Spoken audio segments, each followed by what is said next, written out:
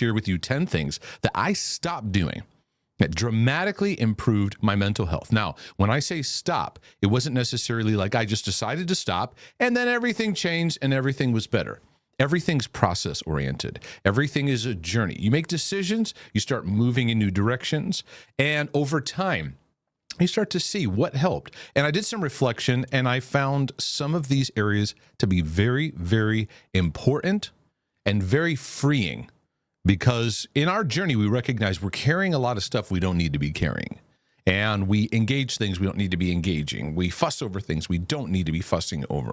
So a big part of transformative work is learning things to let go of. And so that's what this is going to get into a bit here today. So let me get right into this with number one. Number one in this process is I constantly had this battleground of compulsively checking my emotions and my feelings. And one of the top things that has really helped me is to stop constantly checking and examining how I'm feeling. It's something that I continually practice.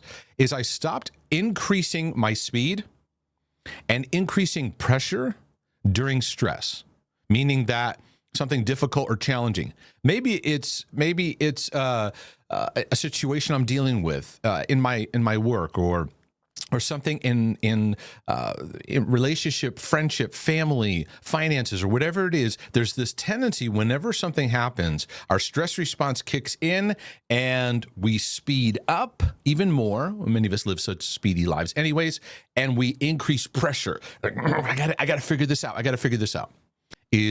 I stopped getting lost anywhere else in my mind that is not here. What I mean is I have learned to treasure and value the beauty of being present in the moment.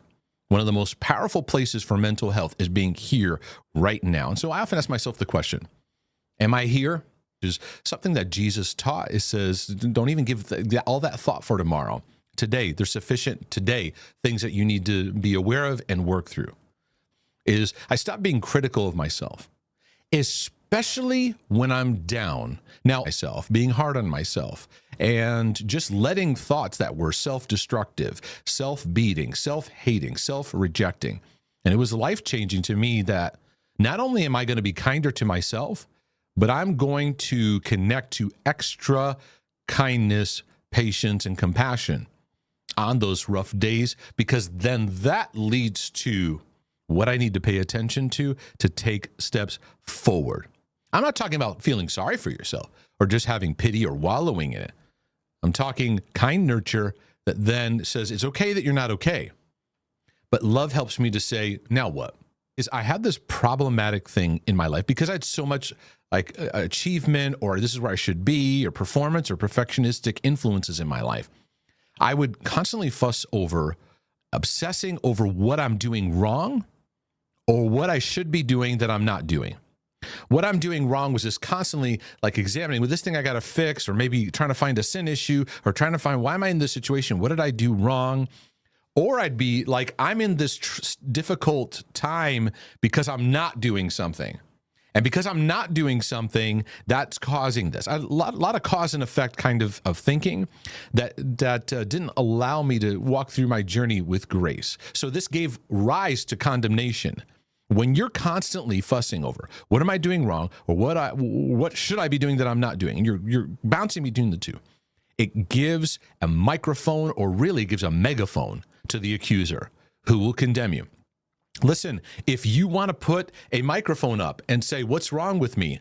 The enemy will take it and tell you 100 things right now that you could look at and go, well, yeah, maybe there's some truth to that. Any of us could be accused of things that are wrong in us. This number 6 is compulsively focusing on fixing myself versus learning to be loved and live in love.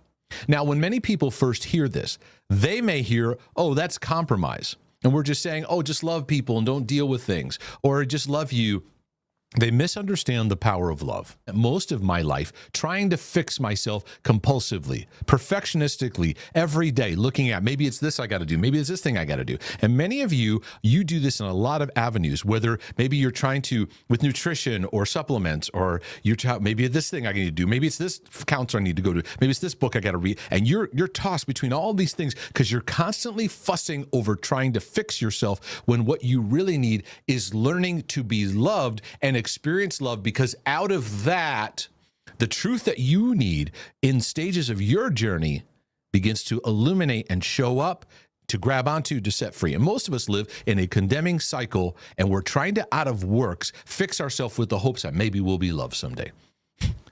I had a real tendency to catastrophize things.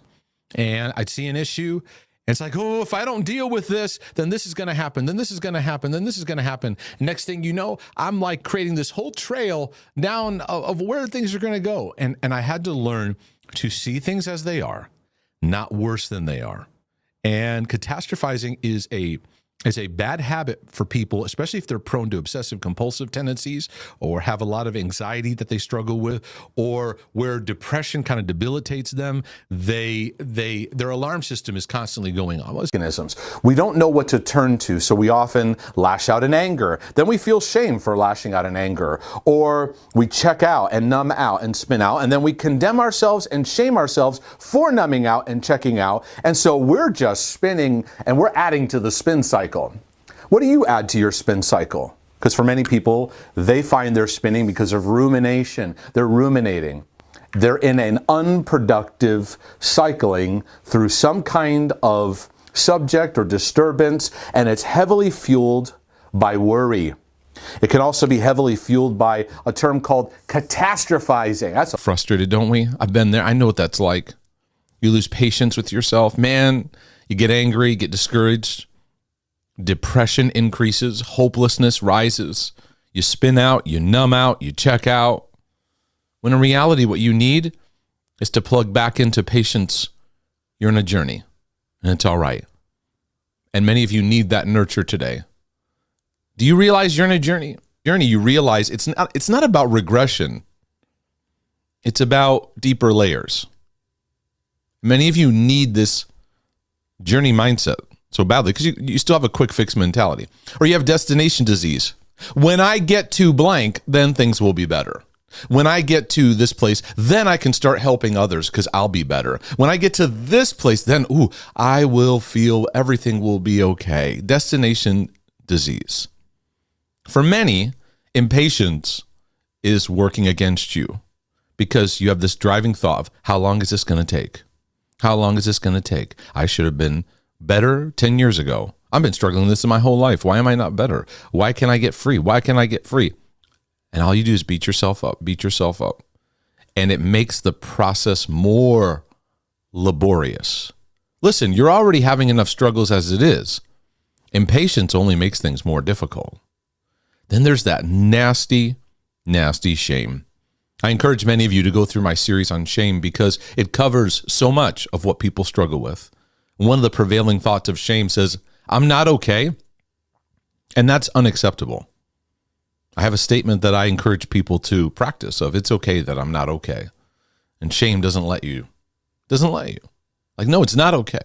It's not okay that this, and it welcomes a hateful perspective of ourselves and our journey and doesn't allow us to just plug in to where God is taking us. Perfectionism, and you've ever listened to me, you know, I believe it is one of the nastiest. It certainly partners with shame. And many people are taking time to learn that they are perfectionists. They just haven't seen it. It's the striving for just right. I got to get my thoughts just right. I got to get this situation just right. I got to get this, whatever it is, just right. I got to get my behavior just right. I got to get all these things just right, or I will not be loved. Perfectionism doesn't let you be loved right where you're at, because imperfections are unacceptable. Flaws are unacceptable. I cannot be okay until this issue is resolved, but it's never perfectly resolved. And the battle is unconditional love. You don't know how to receive unconditional love. Or you get into these checking moments. You're constantly evaluating yourself, assessing yourself, introspecting, ruminating, judging, looking. Am I growing? Am I growing? Constant. How am I feeling? How am I feeling? Am I getting better? Am I getting better? What if I'm not getting better? What is happening here? And you get yourself into a rut. Or you constantly compare yourself. Whenever you feel bad about where you're at, the tendency is to then look outside of yourself and compare. You look at others and maybe you say, well, at least I'm not as bad as them. Or you look around and go, they're not seeming to struggle. They seem better or further than me. They don't seem to struggle with this. And then now you accuse yourself. There's also a mentality called, this is just what I call it, too late disease. What's too late disease? I'm too old, too far gone. Been married a bunch of times. I'm in my latter years. I've done too much damage, too much stuff. It's too late for me. And so you forgot those parts in the Bible where people were really old and God did a great work. Makes you forget those parts of the Bible where in the latter years God can do a compounding work in your life. Because those who are later in their years, when you truly let God do a renovation, it has a trickle-down effect to your family, to your children, to generations. But too late disease accuses you and discourages you. What I want to invite you into is a journey mentality, a journey mindset. It's focused on process, day to day, one day at a time, one moment at a time. Change is not about results in a moment, but experiencing living truth over time. So I'm not going to assess myself constantly and be judging myself and hyper-evaluating myself. That's not loving. That's not the journey. In a journey mindset, you value relationship building the most. I'm building a relationship with God, with myself, with others. This isn't about constant accomplishments and results and evaluating that constantly. A journey mindset takes its time. And for many of you, that's excruciating at first because you're so busy, so go, constantly going. A journey mindset recognizes true transformation takes learning to be loved and to love, which takes time. Love is not something that you get in a class. Now you can watch a video, read a book, but it has to be practiced and activated. And a journey mindset doesn't sweat it when change is not happening right away. And for many of you, you need to realize that in your journey, it's like layers that are going on. And many times you think you're regressing, you're just going into deeper layers. It's like peeling an onion, right? But when you peel an onion, there's tears. And you might think, well, I'm regressing, I'm going back. Many of you need this word of encouragement to your heart. It's not about regressing. It's about layers. And growth is not something that happens when you stare at it. That's something that's important to remember. Because many of you, like me, are very passionate about heart healing or working on areas of your life or self-help or counseling or just inner heart healing and just working on yourself. And I love that. I appreciate that about you. And you need to appreciate that about yourself. But you also have to recognize, too, that a lot of growth and change doesn't happen by you incessantly staring and checking and introspecting and ruminating. You're going to let it be. And it was interesting how growth would happen without me focusing on it. And many areas of your heart that are healing, growing, they don't heal and grow by you staring incessantly at it. Now, you notice it, you see it, you're aware of it, you invite God into that, you learn, but you also let it be and let it heal and let it work its way, because growth isn't going to happen by just incessantly going, I'm working on myself. That could actually make things worse and takes you out of the journey mentality. It's a journey. Yeah, I've got that area I'm working on, and it's all right. I'm loved, and I'm not unloved because I have that struggle, because I'm having a bad day, because I'm having a bad season or a bad year. Or you have to understand that it's very difficult for us to even evaluate ourselves. And we tend to just see the negative. We don't appreciate the good. I'd encourage you today to lock into having a moment of appreciating the good. Maybe during this season of your life, do you take a moment to just celebrate the good that God has done, even if you just discovered one thing this year or just discovered one aspect that has been helpful, and celebrate that versus going, yeah, but I got to fix this. Yeah, but I got to fix that. We can't, even in the natural, My kids are growing. My son is like shooting up. He's basically as tall as me now. But it's interesting that my wife and I are overtaken with our kids' growth when we look at pictures. That's when it really hits you. You don't even know you're growing physically as you're growing up without having pictures that show you, oh, I look different.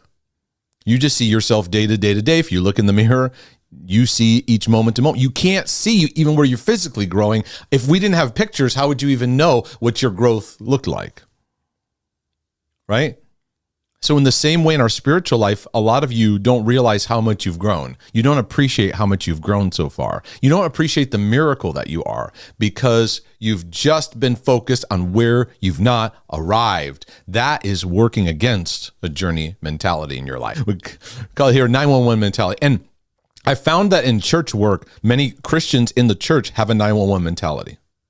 Pastor, I need to talk to you right now. People write to me. I need to talk to you today. Mark, I need to talk to you right now. If you have this, I need to talk to somebody right now. You have a crisis. You have a right now mentality. And it's understandable when you go, ooh, something needs to change because I'm struggling. That can bring about sobriety. That can bring about an understanding of, okay, I need to plug into a new journey because the journey I'm on is got some things that need some shifting. No. When you have the long term in mind, you realize I'm going through a season. Because for many of you, your battles are like, this is a permanent sentence on my life, and I'm always going to be struggling with this. And you need the big picture, the long term in mind. I find the journey mindset helps me to focus on being present in the moment. That's my discipleship. That's what I encourage you. Just be in the moment. It's not obsessing about the future, and it's not even obsessing about the past. Be present to the best you can. Yeah, you have swirling thoughts. Yeah, you have stuff going on, and it will tell you need to fix those things before you can be present. No. That next thing you got to do, that next project, that next thing you're working on, that next call you got to make, that next load of laundry, that next thing, the next thing, the next thing, the next thing. Be present. For humanity. Recognize the flaws. Recognize we are broken people. And today I want to encourage you to let God's love all of you. And this has been a very key area of my life because I thought that God was okay with my good areas and that seemed strong. And he was very disappointed in my weaknesses, in my imperfections, mistakes, and errors. Whatever areas you battle with. And I had to learn to let God and his love embrace all of me. Recognize that. And I need to be a gracious vessel of encouragement to where they are in their journey. I believe that's very important for our relationship health. And last, I find that with journey, you have highs, lows, detours, valleys, and mountaintops. You got twists and turns. But I learned to appreciate it all. It's all a part of my process. Sometimes a breakdown is what's needed to go, now will you pay attention to the life of your heart? And that takes a different approach, not a quick fix approach. Feel bad. Your number one goal is I just want to feel better. I want to run from pain, run from anything that's uncomfortable. So you're going to run from emotions that involve anxiousness or involve sorrow or involve pain. Because I don't want to deal with that, And a quick fix mentality is going to push you away from that. And you're going to need to let go of the need to just try to feel better. It involves working through uncomfortable feelings like anxiety. You work through it. You don't feed the anxiety, but you work through it. Many times it involves working through sadness without adding to it, without condemning yourself, without shaming yourself. Many times uncomfortable feelings involve grieving. But quick fix thinking is always going to want to work against you working through these feelings and these emotions that you need to work through. It's also going to promote a hurry and get back to the way things were before. How many of you have ever said that? I just want to get back to the way life was before this problem happened. And it's not about that. It's not about you going back. It's about you moving forward. It's not about you going back to the old you. It's actually a new you that's in waiting, that you're going to learn to experience. This is about moving forward into a new way, because even though you think this problem just popped up, It's kind of been there longer than you think. Weaknesses, your fears, those vulnerable places that you just kind of keep things moving. You can avoid that. Next conversation, next person, next relationship, next thing. But then our problems make us go, I need to slow down.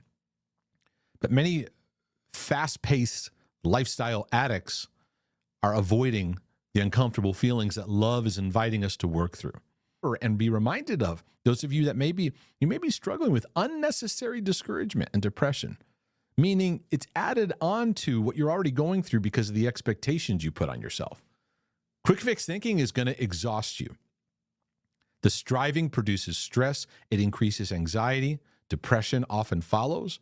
And then in this exhaustion, we get angry. We get angry with God. We get angry at life. And we get angry with ourselves. And that's not going to produce healing. It's also going to steal our enjoyment. You're going to lose enjoyment. There's no fun. There's no play. There's no joy. We become so focused on fixing, we don't actually live. And I made a decision. I want to have enjoyment.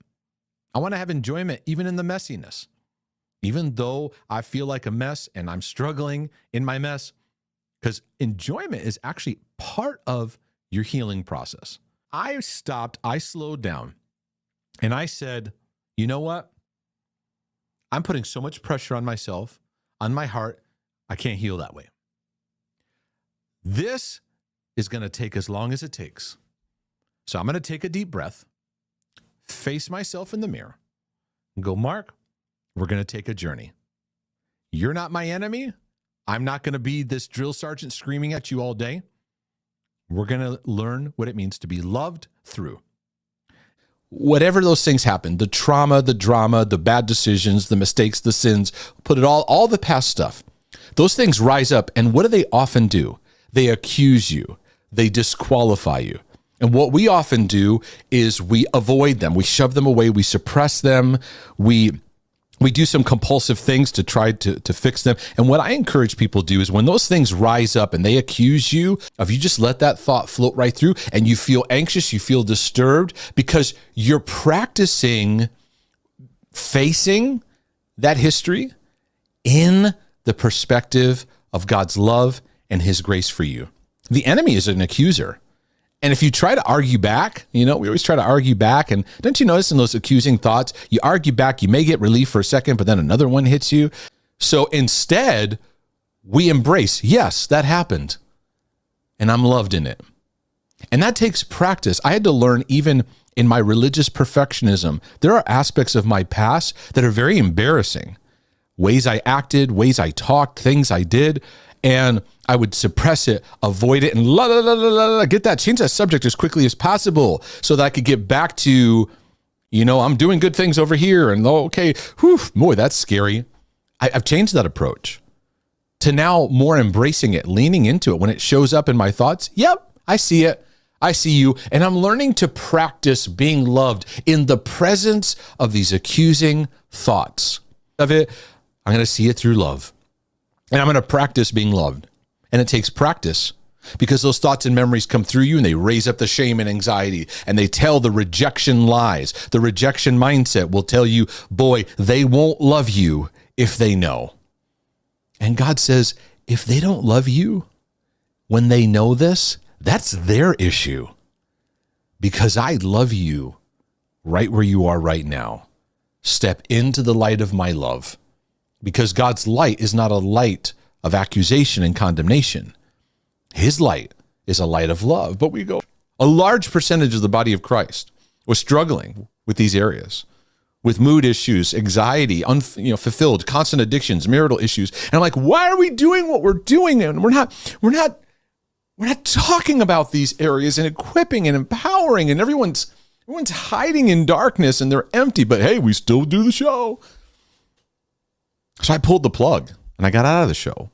And we're wondering why everyone's struggling with deep emptiness and unfulfillment and things. We're creating a system that doesn't allow for time and stillness. And we like to quickly judge.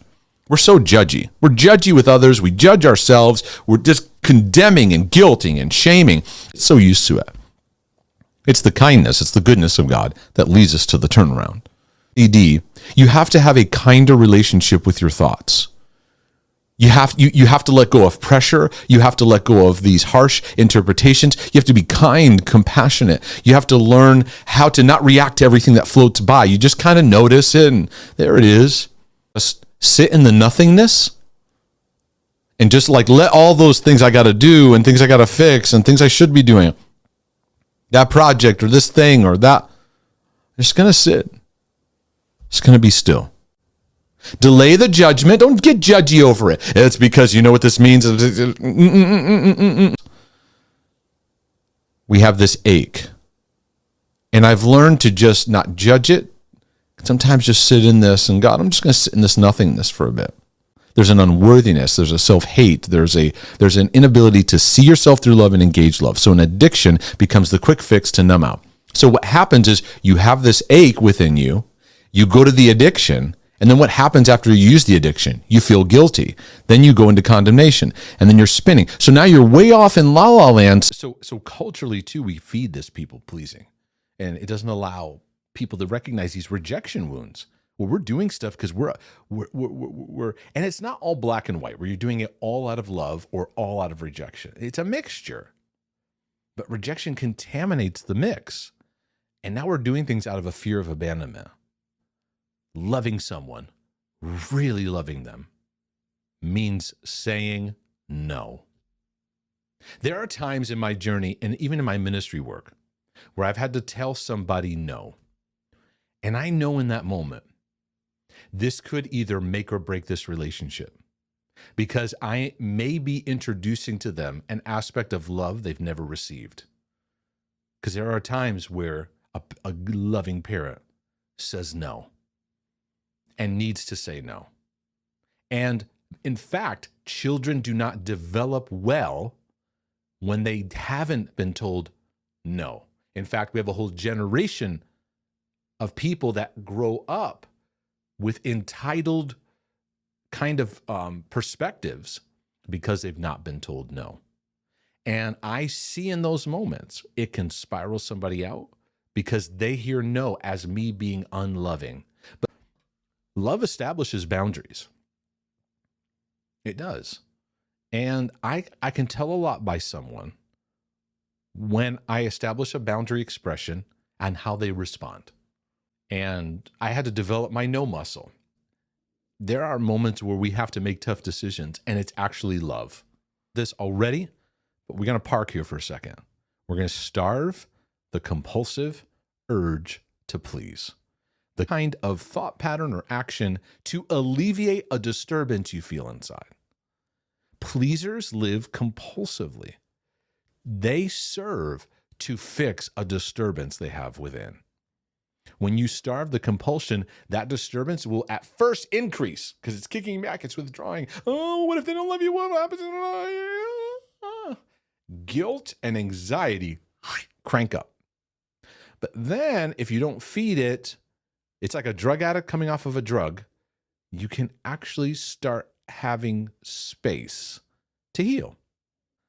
Because the core issue that will need to be addressed is abandonment. Abandonment drives most of our dysfunctional behavior. Abandonment says, if this doesn't happen, you'll reject me and then I will be alone, followed by, I'm going to die.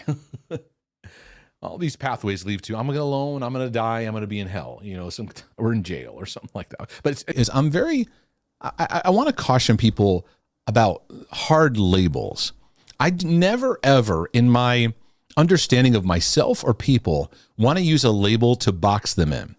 This is about learning where you often lean, seeing the grace in that, seeing the beauty in that.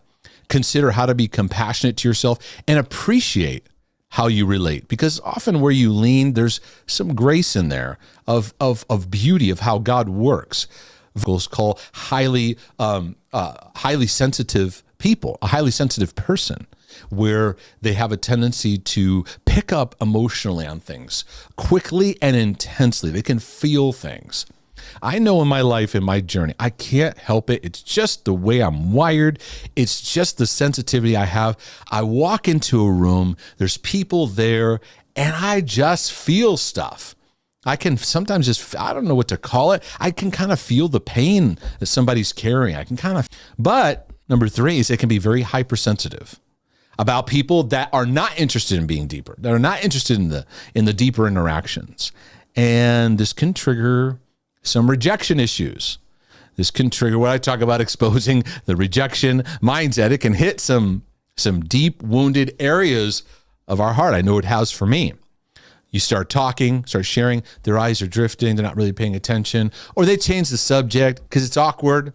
I've had that happen more times than I could ever say. You're sharing something of meaning and they like steer it. You get all these signals. They're uncomfortable. And then you're backpedaling and you walk away going, oh, there's something wrong with me. People don't like me. They don't love me. They don't understand me.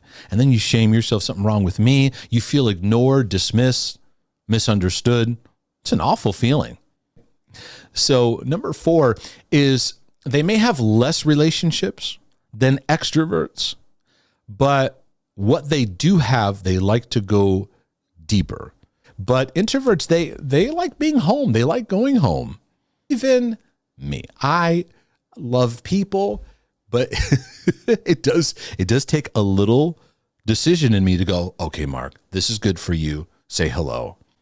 I didn't know how to think how God thought. I thought it was just like making sure I do everything right, make sure I follow his rules, don't mess up. And I would listen to fear and listen to guilt. How to break through our self-hatred battles by learning to see ourselves through love. Because otherwise, people with self-hatred, they live with a sense of hostility within themselves that creates pressure. And for many, it can lead to perfectionistic pressure. It can lead to OCD kind of pressure. So if you have any form of perfectionism that you're recognizing, or if you find it going nuclear and it gets into OCD kind of living, automatically there's a self-hatred issue. There is a war of you against yourself. You're hard on yourself. You have heavy standards on yourself. Nothing is ever enough. So you're always chasing that just right, but never enough mentality. And you're always fixing and fussing, and you're in a constant state of internal fussing. For many, that self-hatred then fuels addictions because you are absent with love in your life. So that empty place is crying out for something to make you feel better, to feel some kind of pleasure or to escape your pain, and it fuels addictions because the self-hatred blocks true love from entering. I think the fear of being alone is way overrated.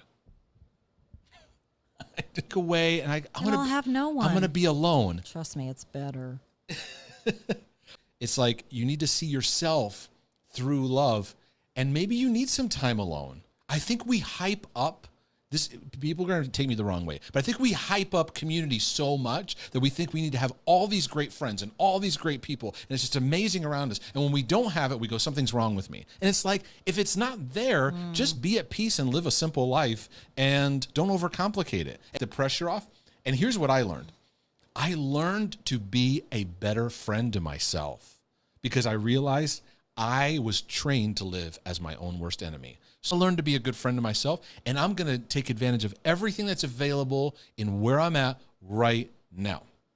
They work on their issues. They work on developing their emotions. They work on self-awareness. They work on being loving. They work on being compassionate. Those who are super judgy, condemning, and shaming and super critical, they're often blind to their own issues. And I stopped attending the group. And one of the big factors was all it takes is one incredibly unsafe person to spoil the dynamic, to put a leaven into the mixture that infects everything that's going on. So I automatically know people like that. They're difficult to be married to because his wife isn't going to get much empathy, get much emotional, kind of help in things she's sharing. Not going to be a good person for when somebody's going through a hard time at all.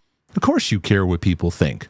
You're trying to shut off something and you're trying to present this front. What are you, a narcissist? Are you a sociopath here? Is that what we're trying to cultivate? Just militant people that could care less, that are just bulletproof? And we have a bunch of Christians going around going, what that person said, it bothered me, it hurt. And I'm like, you know what I need to be? I need to be somebody who just doesn't care at all.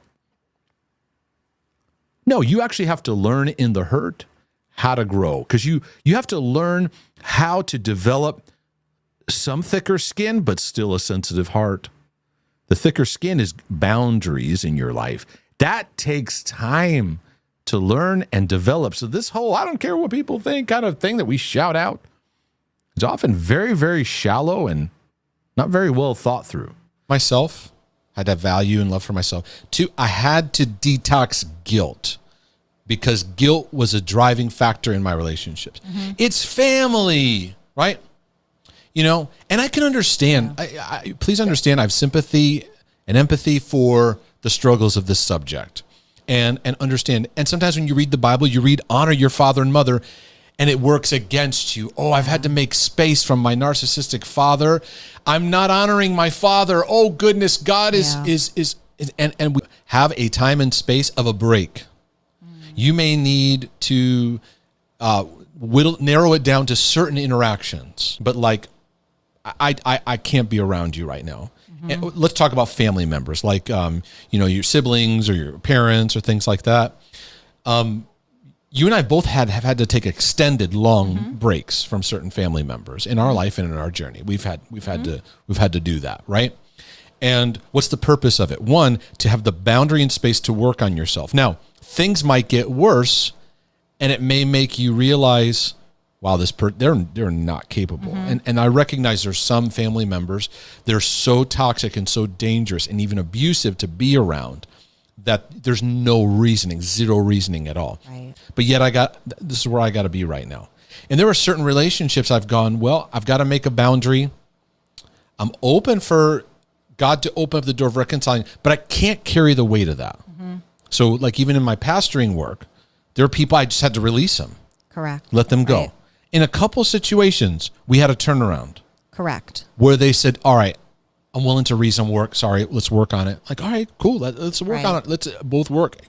God did some great things. Unfortunately, most of the time, they just go the trail they're going. Yeah. And that's, but I don't want to take that and now make it hardened over my heart. And now I carry that. And there's excruciating, sometimes physical pain in not picking up the phone, in not engaging another. This will be the conversation that does it. It's painful to do that when you love somebody. Yeah, one of the mistakes I bumped into, and I had to teach other people this, when you experience growth and healing, you automatically want to share that with like loved ones, and they don't give you the response worst. that you wanted, and they're not flowing in that, and then it like just kicks up all that toxicity again, and you're churning in it. To their wives, and they're the soccer coaches at school, and they look like they have these amazing marriages, and I don't want that. I was terrified of having one of those. To me, that's what marriage was. You really didn't talk. The wife either stayed at home, she had her cute little job, the husband went out, then he would go out and do his thing with his friends on the weekends with, well-to-do families. And that was growing up for me. Okay, that's what you should have. No one really talks about all of that stuff. And so as I was watching all these things, I was when I say terrified I was going to end up like that. Me too. That to me was like a prison. Me too. Not being able to say anything, not being able to talk to my husband, and everyone around me knowing that my husband is out doing something and no one's telling me. I think a lot of people live like this, by the way. Well, shame attacks. I'll get into that in just a little bit.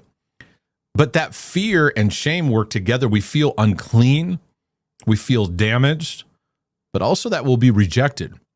Many people have flashbacks when it comes to trauma, and anything similar to that they see can create a panic or a shame attack. Sometimes you feel like the floor is opened up underneath you, and then you're just kind of falling into a free fall with no landing. And many of you have experienced this. You know exactly what I'm talking about. That fear will train us to fear intimacy. Like vulnerability is terrifying. And this can be applied to God too, of avoidance, of just not being able to connect to him. It's like he's not there. He didn't help me in it, and he's not here right now. or we just fear the heavy hand of judgment, so we just avoid altogether. So we're afraid in relationships. It's very, very challenging to be vulnerable because we're afraid of, will people love me? Will they truly receive me as I am in connection, or will I be shoved away? And furthermore, it makes us afraid of ourselves. And some of you might go, scratch your head a little bit in hearing that. But fear and shame have a way of making you afraid of yourself, that if I step into this, I don't think I can handle it. If I step into this, I don't know. I think I'm going to go tilt. So we don't take steps because we're afraid of God. We're afraid of others. We're afraid of our own ability to make a step and to break through. And so that fear just keeps growing and growing. So we often isolate, we hide. We might hide and isolate literally in the sense of physically not being around people, but we can also do this while we're around people. And many of you know exactly what I'm talking about. You can be in a crowd of friends and loved ones and be there but not be there, right? Because shame will make you feel like, I don't fit in. I carried a very deep rejection mindset. And shame and rejection develop this partnership. So shame partners with fear. It also partners with rejection. And rejection's mission is to keep a sense of disconnection. I found, and I see this in others, we can develop a loyalty to the resistance. We get stuck in that shame and self-hatred and perfectionistic stuff, our compulsivity, our obsessions, our topics, whatever our themes are that we get lost in, the discouragement, the depression, the anxiousness, the feelings that don't seem to just quickly go away. And we can develop a loyalty to it. It's going to go. And the reality is, I wasn't used to living in renewed patterns. You see, we can't stand the toxicity we live in, but we don't know anything else. There. And the longer you don't, the more fearful it is to ever go there. Right. So you start building up all these walls and these protective mechanisms. Right, because how many people have we met with when, we'll either meet with one of the spouses and then we say, okay, bring the other spouse in. And behind the scenes, we already know, because we've talked to one of the spouses, they don't talk. And they're terrified to talk. Right. Then when they come in, the other spouse is like, I don't, what's the problem? You're like, Right. Your spouse is terrified to talk to you. There's a lot of deep resentment. There's a lot of hatred issues. There's a lot of unresolved pain that was never worked through, and it's just stuck. Yeah, So and I think so many people. Let me just. Oh, go ahead. Finish your thought, and then I'll. Yeah, so you're stuck at the plateau of what you've been able to address. Right. Right? Does that make sense? So it's like you're meant to grow. Here's an issue. Go, and then you keep trying to grow, and it's just not happening. It plays into the culture. At the end of the day, let's all just be honest. Can we just be honest? Because I don't like playing games. We invest in marriages that look good, not so much in marriages that need to really grow. So if we look at how we structure our lives, your interactions with people, your positions in church, your business things, everything hedges around protecting the look of your marriage, the look of the family, as though that's what God's really looking at. But I do remember going, oh my, the veil came off of how much dark battles were going on in marriages of even influential people. Then when it came out publicly, it was like, oh, how did this happen? It was like, well, it was happening all along. Right. But there is a decision we have to make. Where are we going to go? What are we going to do? And you and I have had many conversations over very difficult, just broken issues of our life that we had to bring to the table and go, what are we going to do? First of all, we had to say, we're going to face it. Second of all, what's our motive? And we both walk away going, we want to work on this. We want to work on this. The tragedy is when you have one side that's not in. And before you go, well, that's me, I'm putting all in and the other person isn't. Be careful of that mindset, because then you make it like you're the angel and the other person's the devil. Beware of that, because then you start to develop blind spots. You become self-righteous in your, oh, I give and he does nothing, or I do all these things and she does nothing. Beware of that mindset. But when one person isn't willing to, there's a stubbornness, there's a pride. There's times where I don't do this as much anymore. I've decided it's too exhausting. But I challenge those things, and I would poke at it. I would, because that's a game changer for me, is humbling myself. Nothing beats that. Humbling myself before God and having conversations with you out of that. Right. Now we're heart to heart. There's the daggers are put away. Just, hey, I want a good marriage. And I'm willing to just see me and work on me. And how can we have agreement? Most marriages think they know what's happening. And there's like this whole avenue that's a blind spot that you need often input from. And you need to lower your pride and listen. So a lot of times when I see that, I go, you're not ready. I have couples that will write to me, you know, we need marital help, but my husband's resistant. Right. But he said that he'll try it. Like, he's not ready. Yeah. He's not ready. I don't know that people are used to that response. But it's like, he's just not ready. When he's ready, have him contact me that he wants a marriage. And because of the patterns, and I'm not saying that the wives are just angels 24/7. Correct. But I Right. find that the attack is over the man. It's over the man's heart. The enemy has had a dart that he shot at the man's heart, because, like I've taught for years, when you take out the man, you get a clearance sale for the enemy. Because when you hit the man's heart, knock him out of his place of influence, it now deadly affects the woman's heart. It trickles down to the children, and then it gets repeated in the next generation. Correct. So in your own journey, I'm encouraging perfectionists, just start bringing the RPMs down. Take a few more breaths. Slow down just a bit more. When Jesus interacted with Peter, he didn't treat him as he was, because Peter was feisty. He'd say things that he probably shouldn't have, put his foot in his mouth. He'd be very magnanimous. He's the guy who Jesus says, "Get behind me, Satan." You know, but Jesus didn't deal with him as he was.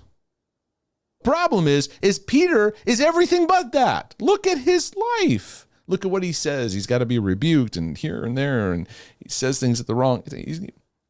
He's goofier than many of you. When you think you're goofy and disqualified, look at Peter's journey. And he walked with Jesus face to face. Pressurized experience. The devil's going to come after you with everything he's got. And we see Peter going through denying Christ, that whole experience that happened. And Jesus says to him, he says, I'm going to pray that your faith is just not going to fail. It's just you're going to hang in there. And basically he's saying, I'm going to pray, and I believe you're going to make it through. So Jesus sees he's going to go through some stuff. But he's communicating, I believe because I love you. Jesus was crucified. Peter went back to fishing. He had, like the wind went out of his sails, and Jesus came back to him. And so in your struggle, in your battle, in your weighed low, weighed heavy, feel like quitting, feel like throwing in the towel, feel alone, what you need is love. And love looks at you where you're at and meets you. It's not about like, okay, we're going to fix all your belief in one night. No, we're going to meet you in love. We're going to fill your heart with the love of the Father, and let that love revive belief and strengthen it. We've not had this kind of empowerment. We're just so love deficit, aren't we? We're in a love deficit. Like, we're just like, everywhere we go, we're battling we're crying out for love. We're learning how to be more accepting of myself. I'm in my journey. And perfectionists are so hard on themselves, they will actually see this as loving acceptance means compromise. We actually have been so removed from the power of what God's love brings into our lives. And embrace and all your spiraling and all your struggling, you think you need to be fixed so then you could feel better. But have fun. Get back to having fun, because perfectionism actually steals your ability to enjoy, have enjoyment, and to experience the joy in enjoyment. So I want you to focus on enjoyment in your day. That it's not all these things we have to do, we get to do. It's a shifting of, I want to be present in this moment and extract all the enjoyment that I can. This is a journey. You're not gonna arrive. Focus on what's fun in the moment. And recognize, as a perfectionist, you take yourself too seriously. And you're gonna have to relax. You're gonna have to take a deep breath. You're gonna have to smile a bit and go, all right, I'm goofy. And embrace that. Say, you're obsessive, or you recognize perfectionism, you realize you're stuck in your head all the time. And it's hard to connect to your heart, because connecting to our heart is a slower rhythm. It's vulnerable. It's more relational. It's more learning how to connect, even though we're flawed, learning to see our weaknesses, learning to see our mistakes, learning to see and not condemning ourselves, learning to learn through them. You're stuck in your head. And that is a defense mechanism when it's done chronic over and over again, because we're always evaluating something. We're in constant doing. Can't sit still. The moment you have a perfectionist sit down, they have something that they got to think about or solve, and then they got to get up and get busy to do something about it. Not be physically doing something, but now they're back in that overthinking. And perfectionists can look at other people that have more of a slower pace in their journey, more grounded pace, and they can get annoyed with them. And out of that anger, they can be very controlling. So they want to control, make things just right, control their thoughts, control their emotions, control you. So you're avoiding deep shame and fear with chronic busyness, with distractions, fixing. And so perfectionists they live in a striving and driven lifestyle. It's just there's certain areas, it's just pressure, constant pressure, because there's a disdain for weaknesses and flaws, and we go into striving and being driven.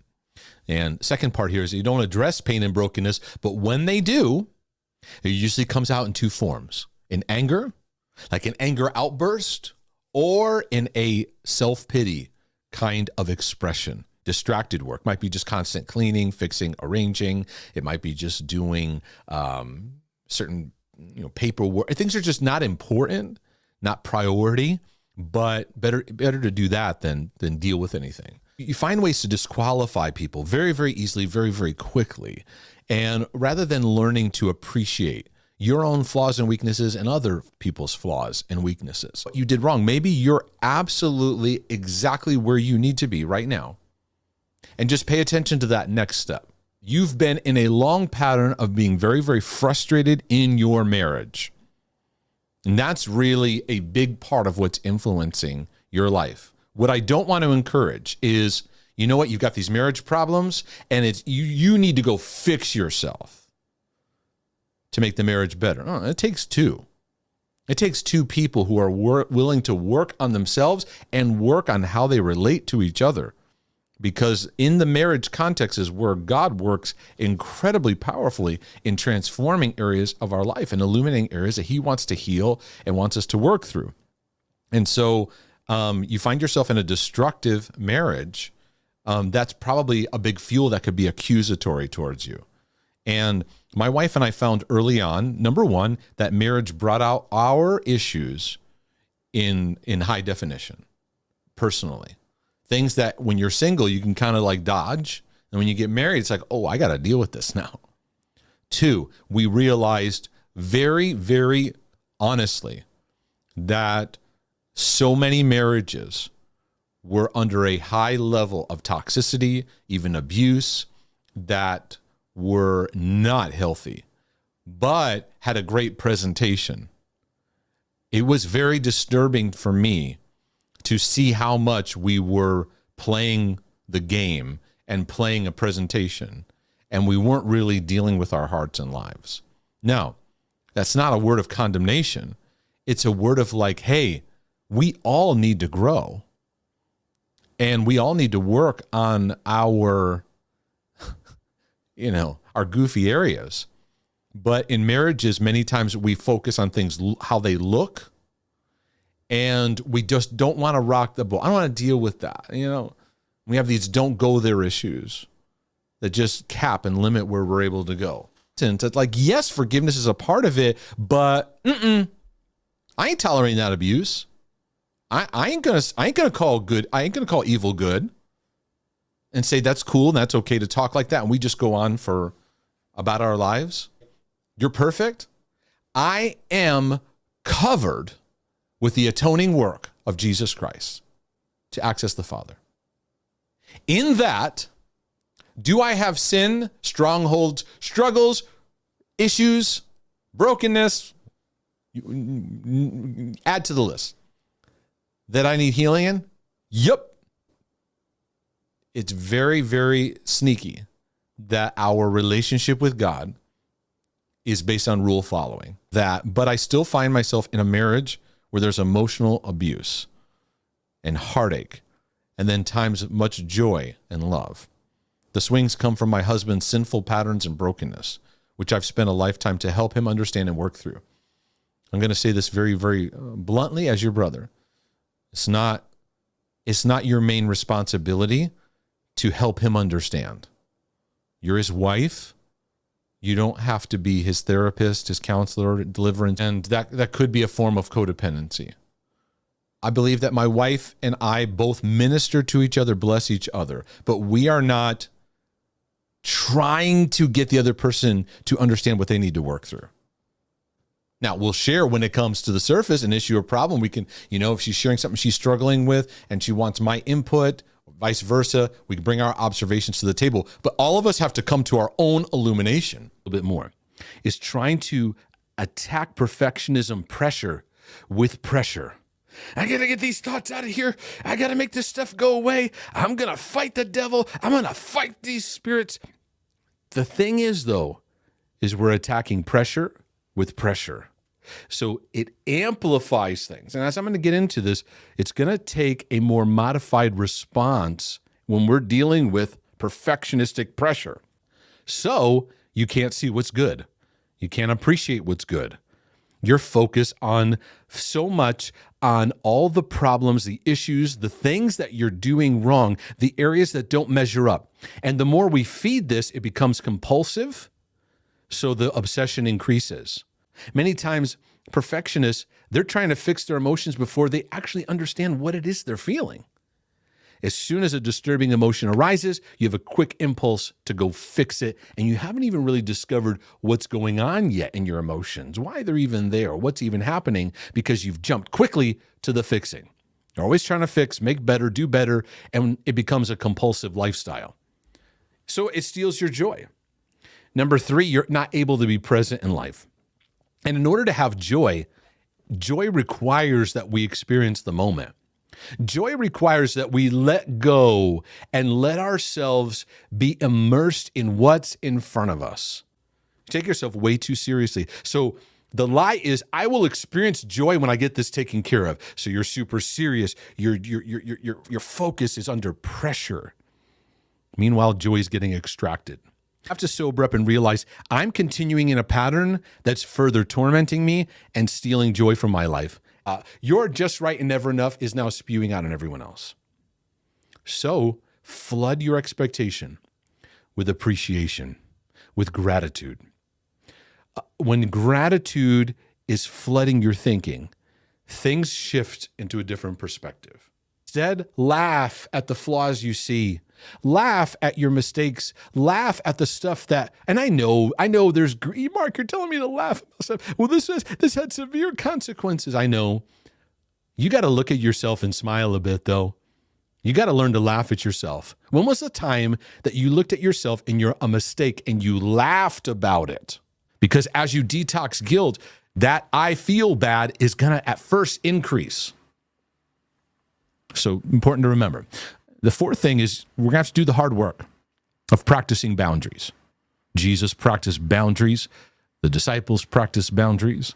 You and I need to practice boundaries in our life. Effective and empowered people have to learn to practice daily boundaries in how they do relationships. It's a daily muscle.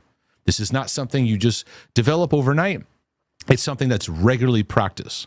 Now, establishing boundaries will trigger guilt. I'm not going to do this I've had to make a boundary in this relationship. I'm not going to feed the drama here. Guilt will rise up. You're not being a loving Christian. Now, when it comes to boundaries, you're not going to get it like perfectly right all the time. And this isn't about finding the perfect rule. It's about practicing. Sometimes you'll make a hard boundary and you go, okay, you know what? Over time, you go, I was being a bit harsh. I can bring it to here. Or you realize I made this boundary and this person's unreasonable. I'm going to have to make the boundary more intense so far. And I said right at the top is me learning how to have a more compassionate, kind, patient relationship with myself, is to not let what triggers us dictate us. Is the avoidance patterns is going to shut down new experiences that could strengthen me. And notice most of your spiritual battles surround you feeling disconnected from God, from yourself, from other people. That's where mental health erodes, is in that sense of disconnection. Your brain is plastic. There's a plasticity to it. I don't mean that literally. It's like made of plastic. There's a plasticity in that it has the ability to stretch, flex, renew, and to use your term, wiring, to rewire. But what I want to do is stop this incessant self-help, fixing yourself, and you're bypassing love. But we actually need resistance to develop spiritual muscles.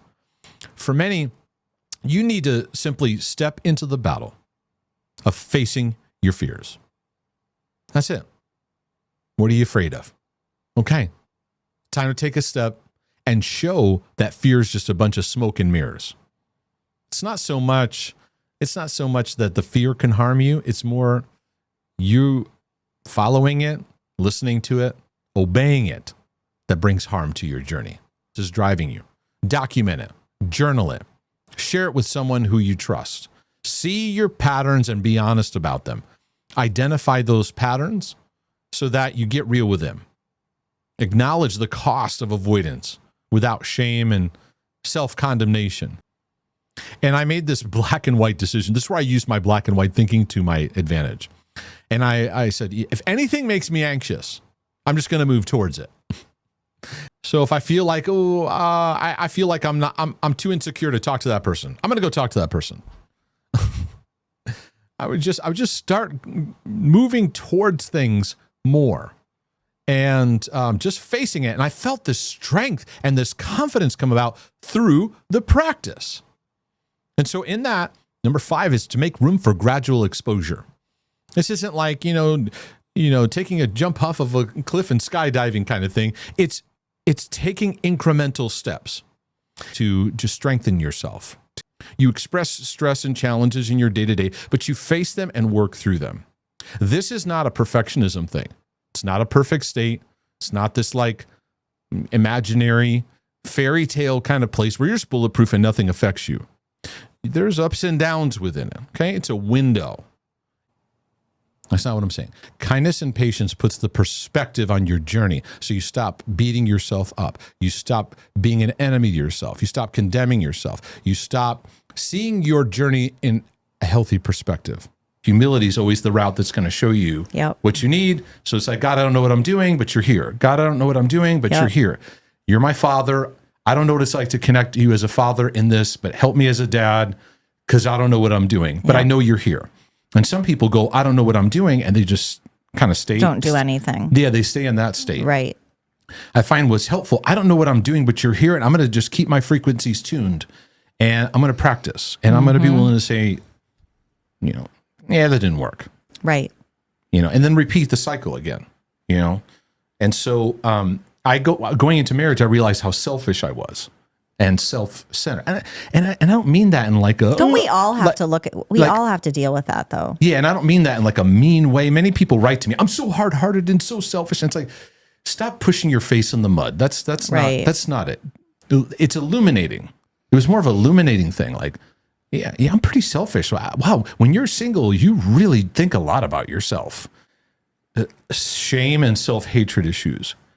I think it would help marriages a lot, because many men have so much shame that they're failures, they're not doing enough. Right. And they hear stuff out there, men are this, men are that, and they get beat up. But there's an awakening that needs to happen, that I can't just go, I just can't go under that shame. I have to see the truth that there's something for my family that I can really, be a blessing to and bring change to. And because we're trying to establish a boundary, but we still want the person to like us and be okay with our boundary. That's why many times accepting that, okay, I may feel that feeling and I'm going to allow myself to feel it because I need to learn how to move in healthier directions. We lack a sense of love and compassion in how we see ourselves. Those who struggle with boundaries the most, they struggle with self-love the most. In fact, they struggle with so badly, they don't even bother looking at themselves. They just ignore themselves completely. And when you do try to talk to them, it's awkward.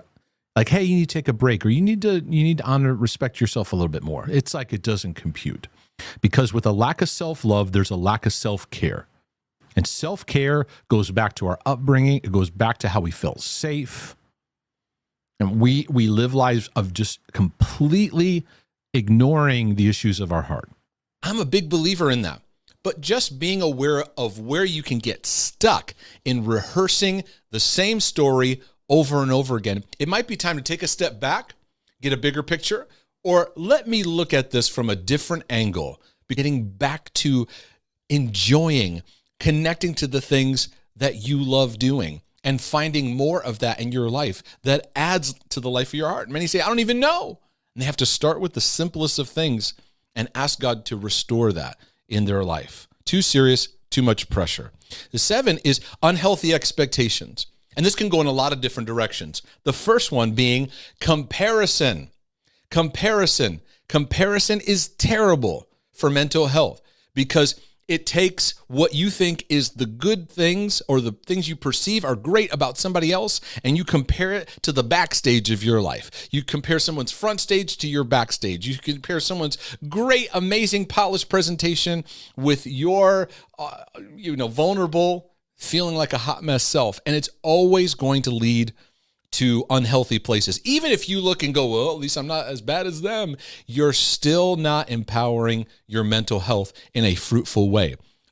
Because we place something on them that we need to learn to get from God, and we need to learn to be kinder to ourselves, and we need to be kinder about what we expect other people to be. Now, I know that's a whole subject in itself. Sometimes, too, our expectations are we put too much pressure on ourselves and what we think we could handle, and it's not healthy for you. You don't take into consideration where you are in your journey. For example, many people going through depression, they still expect themselves to operate at this high octane level. And it's like, first of all, I'm not into pushing the RPMs all the way to the limit anyway. But you have to take into consideration the season of what you're going through. Otherwise, your expectations are going to be way off. Sometimes we expect that the hard times we go through, we should just shake it off, move forward, and have nothing affect us. And then a week later, 2 weeks later, or a month later, we're manifesting certain things that are actually connected to the pain of what we just went through, but we didn't acknowledge it. We didn't get a chance to really process through it. So expectations are an important thing to look at and allow God to do a healing work. I think that where I find in my journey has been so helpful is learning to be present. And I find that where my battles can take me out is take me out from being present. To get us spinning in an OCD subject, get us spinning in worry, being spun out where we're in tomorrow, thinking about tomorrow, or we're in the past, unfruitfully processing the past. Nothing wrong with looking at the past, but when we do it in an unfruitful way, we're stuck there and we're not in the moment. We're not in what's right in front of us. And Jesus's words were, don't worry about tomorrow. Stay in today. Stay in the here and now, because that's going to be the place where you'll be the healthiest. Yourself, and you got to work on what it means to truly be loved, to love yourself, because your lack of worth and identity and lack of love is causing you to stumble into these same patterns all the time. Right. And breaking those patterns can be excruciating, whether it's, I remember in getting out of that unhealthy relationship years ago, you and I have talked about this a lot. I would stand in the shower and almost feel like nails and glass were coming out. Like I was we get addicted to these people. Okay, whether you're in a relationship with an addict or just anything, we get addicted to these codependent relationships, these toxic relationships. We need to detox them, sometimes to even see clearly. It's really good. And whether that's like a physical, I had to go through physical pain of not picking up the phone. There's things that we have in play when we're in toxic relationships that need, like, sometimes a good microscope to look at and let yourself go through the pain of letting them go. And as you're doing that, it's a twofold thing of what does it look like, because we do not have reference. I think the one thing, if I could look back and say, what was I missing? I did not know at all in any way, shape, or form what love looked like. I had to go, what does love look like? And really look into that, because my version of what love is was so messed up. It was so messed up. So as a result, I didn't know how to make my yes, yes, my no. No, I don't want to do that. I don't want to do it just because you want to do it. What does Missy want? What do I want? Oh my gosh, no one ever asked me that. You withdraw or make a step of boundary. Don't be surprised if you have withdrawal symptoms, massive ones, because you may have hated the dynamic, but you were addicted to it. You were deeply tied to that person. And now you're away from them physically, or maybe you set a boundary or whatever it is, but that stuff still has a hold on you. Oh, yeah, especially when it comes to family. Right. Family, you can say, you know what, that's it. I need to stay away for a while. And that phone is calling you. I've done this. You just pick up the phone and just talk to them today. Be loving and just talk. You'll feel better. I've had that thought, you'll feel better, just talk to them. And then let's say the conversation goes well. There's no fighting. And it's a false sense of, I can, you know what? We're good. Right. You're being too much. I had to detox guilt, because guilt was a driving factor in my relationships. It's family, right? You can still honor your father in your heart, but you may have to have a boundary where you can't be around him that much. You may need a break. See, this is the thing that we tell people you may need to make room for. You may need to have a time and space of a break. You may need to narrow it down to certain interactions that you and I both have had to take extended long breaks from certain family members in our life and in our journey. We've had to do that, right? And what's the purpose of it? One, to have the boundary and space to work on yourself. Now, things might get worse, and it may make you realize, wow, they're not capable. And unfortunately, most of the time, they just go the trail they're going. Yeah. And that's, but I don't want to take that and now make it hardened over my heart, and now I carry that. To cut these people off, and you need to. No, it is difficult, and there's excruciating, sometimes physical pain in not picking up the phone, in not engaging another. This will be the conversation that does it. It's painful to do that when you love somebody. Yeah, one of the mistakes I bumped into, and I had to teach other people this, when you experience growth and healing, you automatically want to share that with loved ones. And they don't give you the response that you wanted, and they're not flowing in that, and then it just kicks up all that toxicity. Hey, I need space from this. You may say, you know what, I can only go to a family gathering with this person once a year, once a month, or this is my rhythm. You may need to do that. Listen, if you can't reason, I just can't be around you. Those we find, those categories, take hardline decisions. You got to let go of you got to completely let go of you having to do anything to fix them. Because what really, most of the time, difficult to stay in a full-time relationship with these people and heal yourself. Right. Because there's major patterns that you've developed in dealing, in coping, in being in relationship with these people.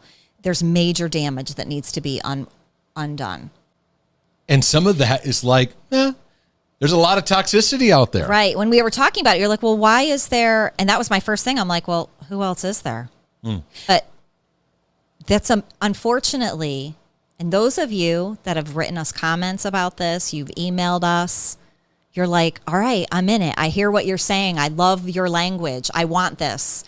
Where are the other people to run with? It's up and shine, right? There's that whole aspect of awakening that's needed. So sometimes people have to make this decision. I would rather be healthier, do what's right for my journey, and at times be maybe alone, than be surrounded by people toxic and live a slow death. Clear area. You feel a woundedness in your life.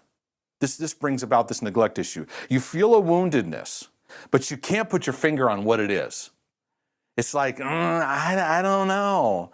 And they go, well, I grew up in a good Christian home, or I grew up, and you can't seem to identify. Many, for example, many perfectionists and obsessors, obsessive compulsives, they don't know how to identify because of the neglect in their life that they were not emotionally equipped. Your parents took you to church, or maybe they got you involved in sports, you went to a school, you had those kind of things going on. But when it came to, Dad had a really hard day today, this guy said this, or they were acting this way, these guys said these things to me, where was the emotional equipping? And that's a big sign of those with neglect, is they lack healthy emotional equipping. Is this performance-driven home where the attention given to you, the validation given is based on metrics of performance? So we are taught, do these things and you will be accepted and loved, versus you are loved right where you are. So the healthy way is we live from love, whereas performers are living their whole life to try to find validation and try to find love. So because performance-driven homes can, in the long run, produce people who then struggle with depression and anxiety because they're always having pressure on themselves. It can produce addictions because that's where the performance-driven life leads you.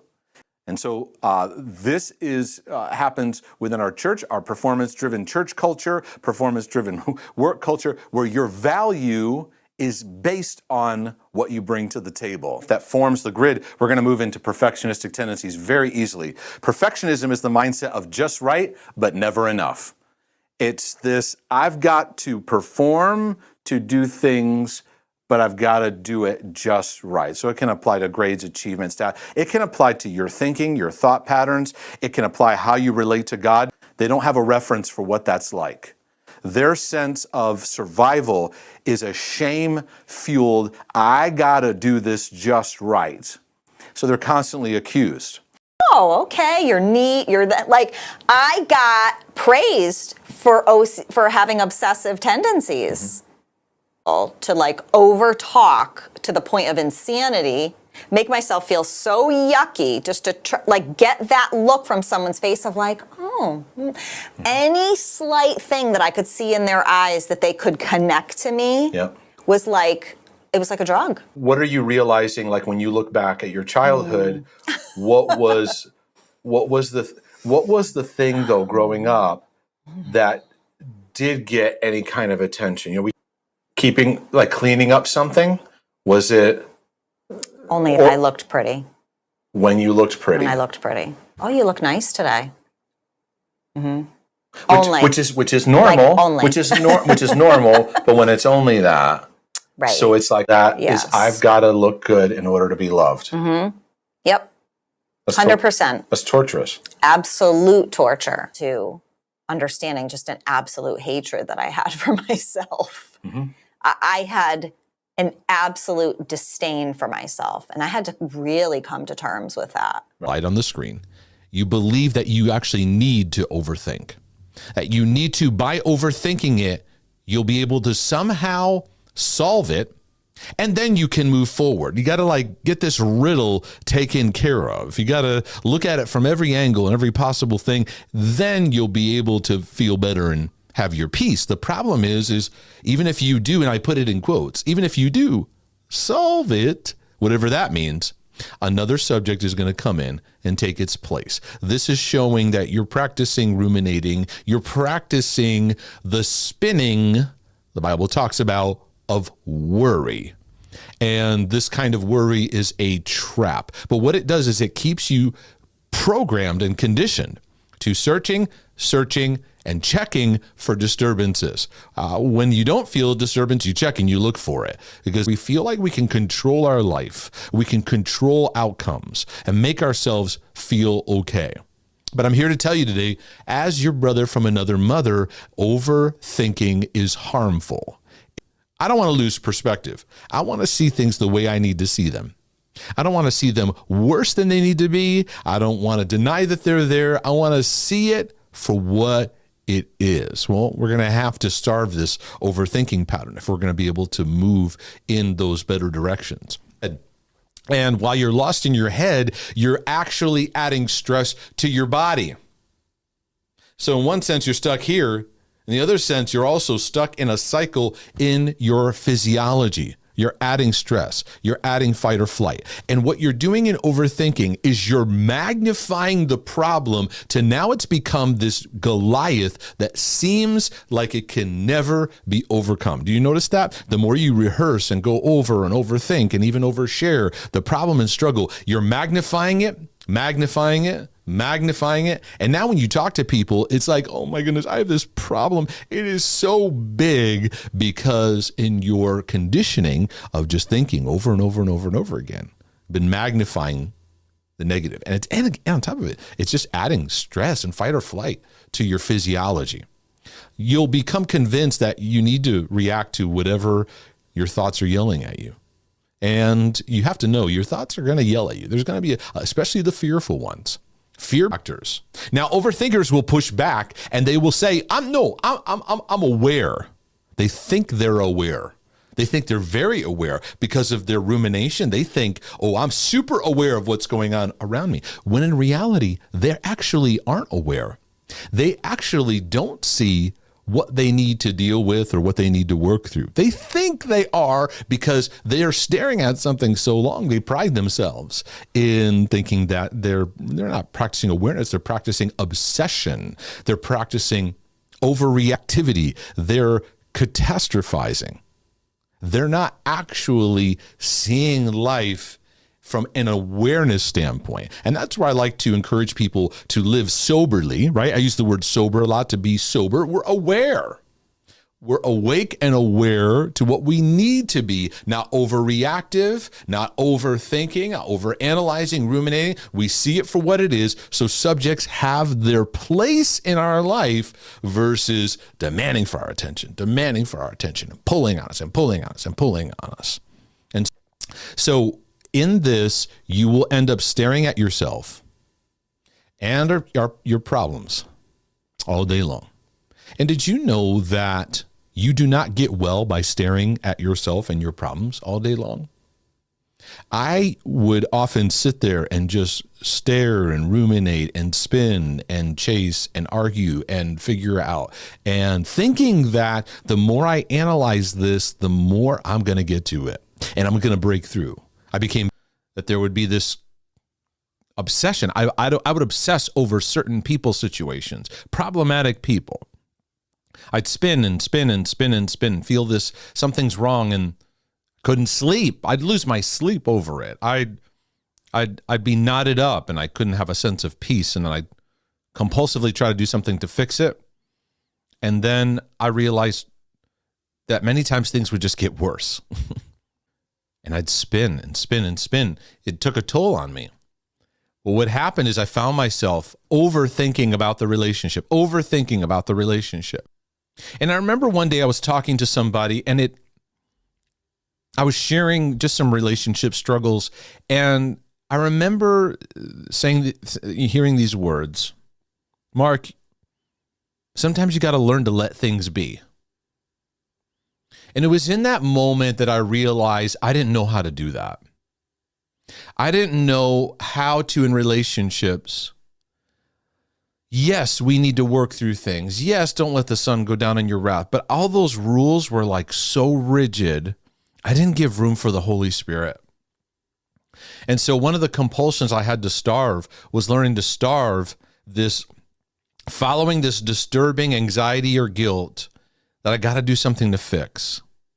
And I began to start practicing waiting more, waiting on the Lord, waiting on it. And I don't mean like waiting on the Lord, I'm just avoiding. It's more waiting. I'm giving this over to God because I don't know that my interpretation of this is accurate and I can't force this. And we're carrying the weight of stuff on our shoulders that we shouldn't. Sometimes I think I'm just getting a weird vibe from somebody. Right. That can be the rejection filter. When we're not loved in who we are, we develop a radar for feeling out other people. Because when you're not loved in who you are growing up, it's why I do so much work in your upbringing. You develop a radar. You walk into a room, do they like me? I don't think they like me. You start with a radar of, do people like me? Number one. And number two, you answer it yourself. They don't. And then you start filling in reasons. They don't like me because I'm this, because I'm that, because of what I said, and now you're beating yourself up. And when it comes to obsessive compulsive, you start spinning and doing things to try to fix it. It's not about the other person, it's about you. Because even if you start to recognize rejection in your own life, it really doesn't mean the other person's going to stop doing it. And so that's, gosh, at the end of the day, that's kind of, it can feel defeating a little bit because not everybody's going to recognize, and you're not going to have like amazing interactions with everybody all of a sudden once you recognize this. But the end goal of it is you then walking away, keeping your peace and not going insane. Because it's once you start seeing it, you go, okay, wow, I see it everywhere. And you can get a little disheartened because it's like, man, everybody's a mess. Right. Because you can get discouraged that everyone's such a hot mess. Right. They're a hot mess and they're not realizing they're a hot mess and they're blaming it on you and just shutting you out. And it's like awkwardly stay in conversations to try to feel better. And if someone gave me somewhat of something like a dog panting, like, do you want to be my friend? Do you want to be my friend? Like, oh, that thing grew and grew and grew. And like you're saying, it's good to look back and recognize where this thing came from, because ultimately rejection is highlighting your deep need to want to be affirmed, loved, feel safe, and just okay with yourself. There is an empowerment and a boldness that can happen that you go, okay, I know this hurts, but this is the best for me. Right. Even if you are a part of the problem, because it usually takes two in every situation, right? They're not willing to reason and go, hey, you know what? I got issues too. All right, let me hear you out. Let's hear each other out. Goal is not winning the argument. The goal is not making sure your side is taken. The goal is, come, let's reason together. Let's humble ourselves. Let's get to a heart-to-heart relationship. And let's agree we are going to move better with better decisions, better choices. Right. What it does is it causes us to become obsessed with that person. Right. So even if you get out or walk away, you're spinning because their toxicity slimed you, and now you're thinking about them over and over again. Oh, it's hurtful. And so you find yourself losing sleep at night. You're having dreams about them. Yeah, we talk about this a lot, you and I. Right? Yeah. Over hurtful situations where I'm like, okay, I'm spinning about so-and-so.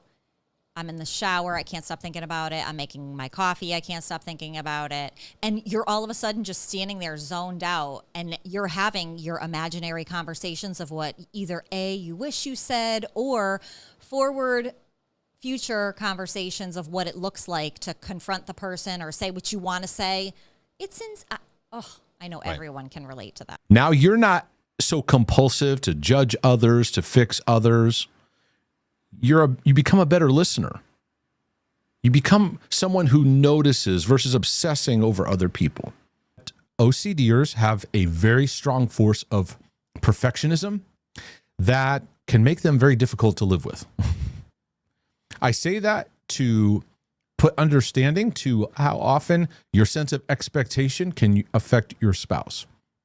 And a big aspect of the healing journey for me has been learning how to heal that perfectionistic, high expectation, high pressure, high anxiety, high internal anger that I carried in my life. And it was a way of relating. And so with that perfectionism, you have this intense drive with expectation You have very high standards in how you see things. So flaws or imperfections or missed expectation, which we often call disappointment, are very, very highly obsessive. They take center stage and they consume the way that we relate. So, so even in your, I didn't want divorce, it shows the black and white thinking you have of like, okay, I've got this battle, this thing going on. It must mean I need to divorce because I'm with the wrong person, right? And so anyways, you say you stayed and you suffered, but I do see you coming to some realization. One of the realizations you'll have to also come to is the sense of an inner critic. OCDers live with a very intense inner critic. You'll never meet one that doesn't have a strong inner critic. They're very hard on themselves. They put a lot of pressure on themselves. They accuse themselves, condemn themselves constantly, especially because they have all these unwanted thoughts and things swirling within them. That inner critic can translate into an outer critic. So now you take what's within you and you project it outwards, that perfectionistic nitpickiness. You nitpick their flaws, their appearance, their spirituality, the way they are. And now you're flaw analyzing. And what does it take us away from? It takes us away from learning love, because love is about appreciation. It's about connection. It's about receiving someone in. It's about learning to grow in what love is. Whereas OCD will train us to be hyper-focused on flaws. And then we create a toxic interpretation. I must be with the wrong person, and that's the issue. That I had to realize was that this was not about the other person and me fussing and fixing and finding that perfect person. This was about how I related. I need to learn how to love. I need a new relationship with how I relate to fear. I need a new way of how I relate to flaws and weaknesses, facing them with truth. So keeping your mouth shut is a good step in the sense of like, I'm not going to let this now drive me, okay? There's some further work that needs to be done. If you are spinning in obsessiveness, you're going to be focused on flaws. And what the focusing on flaws, you know what it does? Is it creates a emotional reaction of disgust. Seriously. It creates a reaction of disgust within. I talk about that in my book. And so when you feel disgust, you feel a sense of moving away from something, right? So I'm not saying you're disgusted at your husband. I'm just talking about the emotion of disgust. It's an emotion that you smell something bad or you see something that looks horrible. There's a sense of moving away, right? Or someone acts inappropriately, right? And of course, in all of what I'm saying here, I'm not saying it's okay to overlook abuse or overlook major issues. But anyways, getting back to the sense of disgust. So if you see a flaw and you're a flaw-focused person, then it creates a sense of anxious disturbance within you, and you want to back away, move away. Or you get that outer critic and you pick a fight.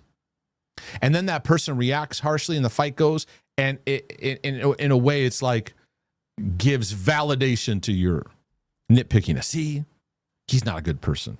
It's his outward appearance, his inward intelligence, and his abilities.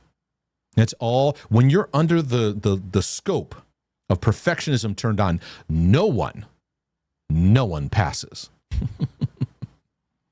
It's a very, that's why I said living with a perfectionist is tough.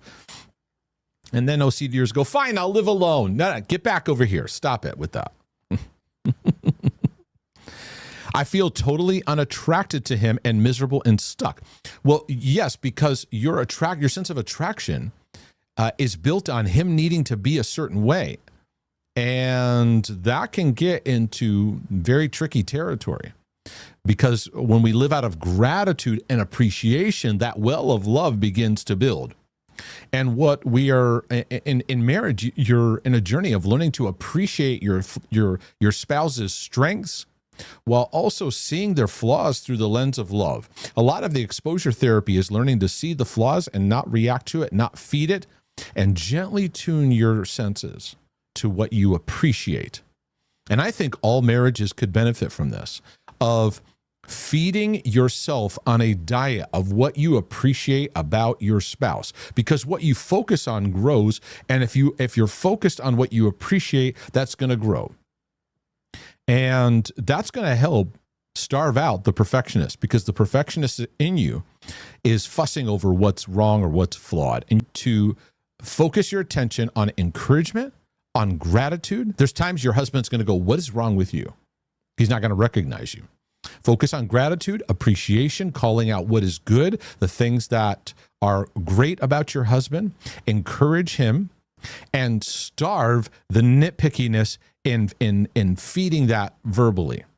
I'm on a new journey, and I'm walking through a healing journey on how I've been. And I'm really sorry about how I've been. And so I'm going to be practicing new patterns. And so I want you to know that sometimes you might see me be a little bit goofy. We're not going to overanalyze it. We're not going to, over nitpick it. But what you're going to watch is me making a transition into becoming a more grateful, more loving person. I want that. I want to love you, and I want to be more loving to you. And I'm sorry where I haven't. But you're going to need to work on nitpickiness of yourself.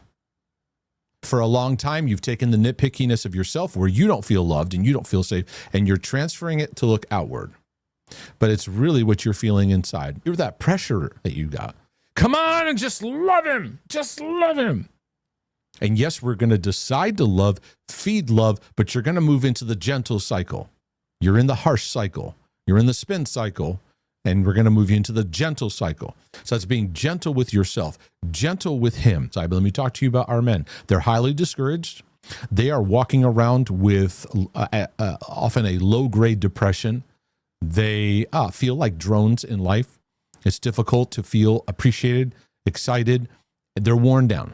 And begin to make a shift towards compassionate appreciation.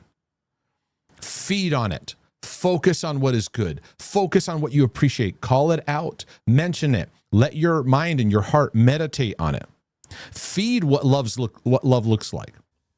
Okay, I'm preparing to leave the house. I'm already feeling this insane amount of uncomfortability in my own skin, self-hate head to toe, not feeling good. Then I go somewhere and I walk in a room and I instantly think, no one can stand me. So then a persona would come on. I'll try to be the funny person. So I'm adapting, right? I'm trying to adapt and shut the inner critic up so that I can try to feel okay in the room, right? So real. This is okay. But meanwhile, it's poking at me, and that, let's say in the moment I'm being the funny person, it's getting more amped because I'm trying to okay, I got to feel good. I got to feel settled. I'm feeling all these things, and I got to feel this way. Yeah. Well, then you go through that and you leave. And now I'm in the car beating the living snot out of myself. Spinning, right? I mean, right. Why Why did you say that? You're so dumb. They think you're stupid. You look stupid. I mean, beating. I'm waking up in the middle of the night going over this. You're this, you're that. Why can't you get it together? Why can't you this? Why can't you just feel good about yourself? And then the Rolodex comes because it's like the enemy went, all right, well, I didn't even have to do anything. I don't have to do anything anymore because she's already just gone. Wow. So then it's like, look what you did when you were at this place. Look what you said to that person. They don't like you anymore. Look at this. You're not going to have any of this. You're not going to have any good friends because you don't know how to be comfortable with yourself. Boom, boom, boom, boom. Well, after suffering from that, I still have days. I'm not saying I'm healed in that. And okay, this has been a long road for me. But in trying to look at it, I think there's been many stages for me in confronting this deep-seated lack of love for myself, not only for myself, but in how I gave it out and how I received it too, is okay. Going back to where did I first encounter, where did this first kind of manifest for me as a child, And I had to look at what was it like at home? How was I looked at home? And I have distinct memories. Now I know my mom watches, and her and I have honest conversations. So I know anything, her and I can discuss pretty much a lot of things at this point. Between my dad and I, there was a very deep thing that I know that my sister and I, to this day, we talk about. When I walk into a room with my dad in the room, I instantly know how he feels about me. Begin. And how was I first introduced to looking at myself and loving myself? And that was set at home. It was set in how I watched my father interact with my mother and how he treated her and treated us, whether he looked at me or not looked at me. And how that ultimately, that voice, something had to fill in the gap. Not experiencing love. We're experiencing false sense of love. I fix this, then I'll be okay. Right. And it's very tricky when you then insert Christianity on top of that. This is my hurt. You're going to hear it and you're going to feel it. You're going to feel my hurt as I'm telling it to you. Right. And that's why we teach so much on rejection and the rejection route, because rejection fuels that bitter perspective. Like, a lot of times we come to conflict, we don't come to listen, we come to be heard. But then in life, when I would see conflict, this anxiety would kick up in me, discomfort, and I had to work through that. We are not safe people. I don't really know many safe people. Just saying, I don't. I'm scared of people. But I want to feel safe, and I want to be safe. And I don't know that I can sit here and say to you that I'm 100% safe, only because I don't know if I can really give you my heart. So are you truly safe until you're able to do that? And I can volley beautifully with somebody? I don't know. I don't know what that truly looks like, but I do know that I want it. And confronting the anger and confronting the pent up things. All I know is that it's helped in getting to be that person that I want to be. Made him upset. And he was like, "You're really kicking up some anger in me." I said, "Go ahead and let it out." He goes, "You don't want to see me angry." And I'm like, what do you got to lose here? The problem is we need a level of honesty. Right. We need to confront the truth of for what's the happening healing here. that's needed. Right. And it reveals, oh, no, if I get angry, it's going to be bad. And I don't know how to be honest. So I'm just going to hold it back and just be pent up and just have high blood pressure for the rest of my life. Right. Because really it's revealing. Do you know what I mean? Right. That no one's living in the truth of relationship. And we're all given the big bug eyes of like, okay, I guess we're just going to let that go on. Family, church, you name it. That's business. We let the boss scream and yell. Okay, everybody just put your head down because, we don't want to lose our job. And we don't want dad to get angry because, he'll flip out later. And so if we go into any of those extremes, a high value we have is sitting in front of each other, looking each other in the eye and talking things like connection.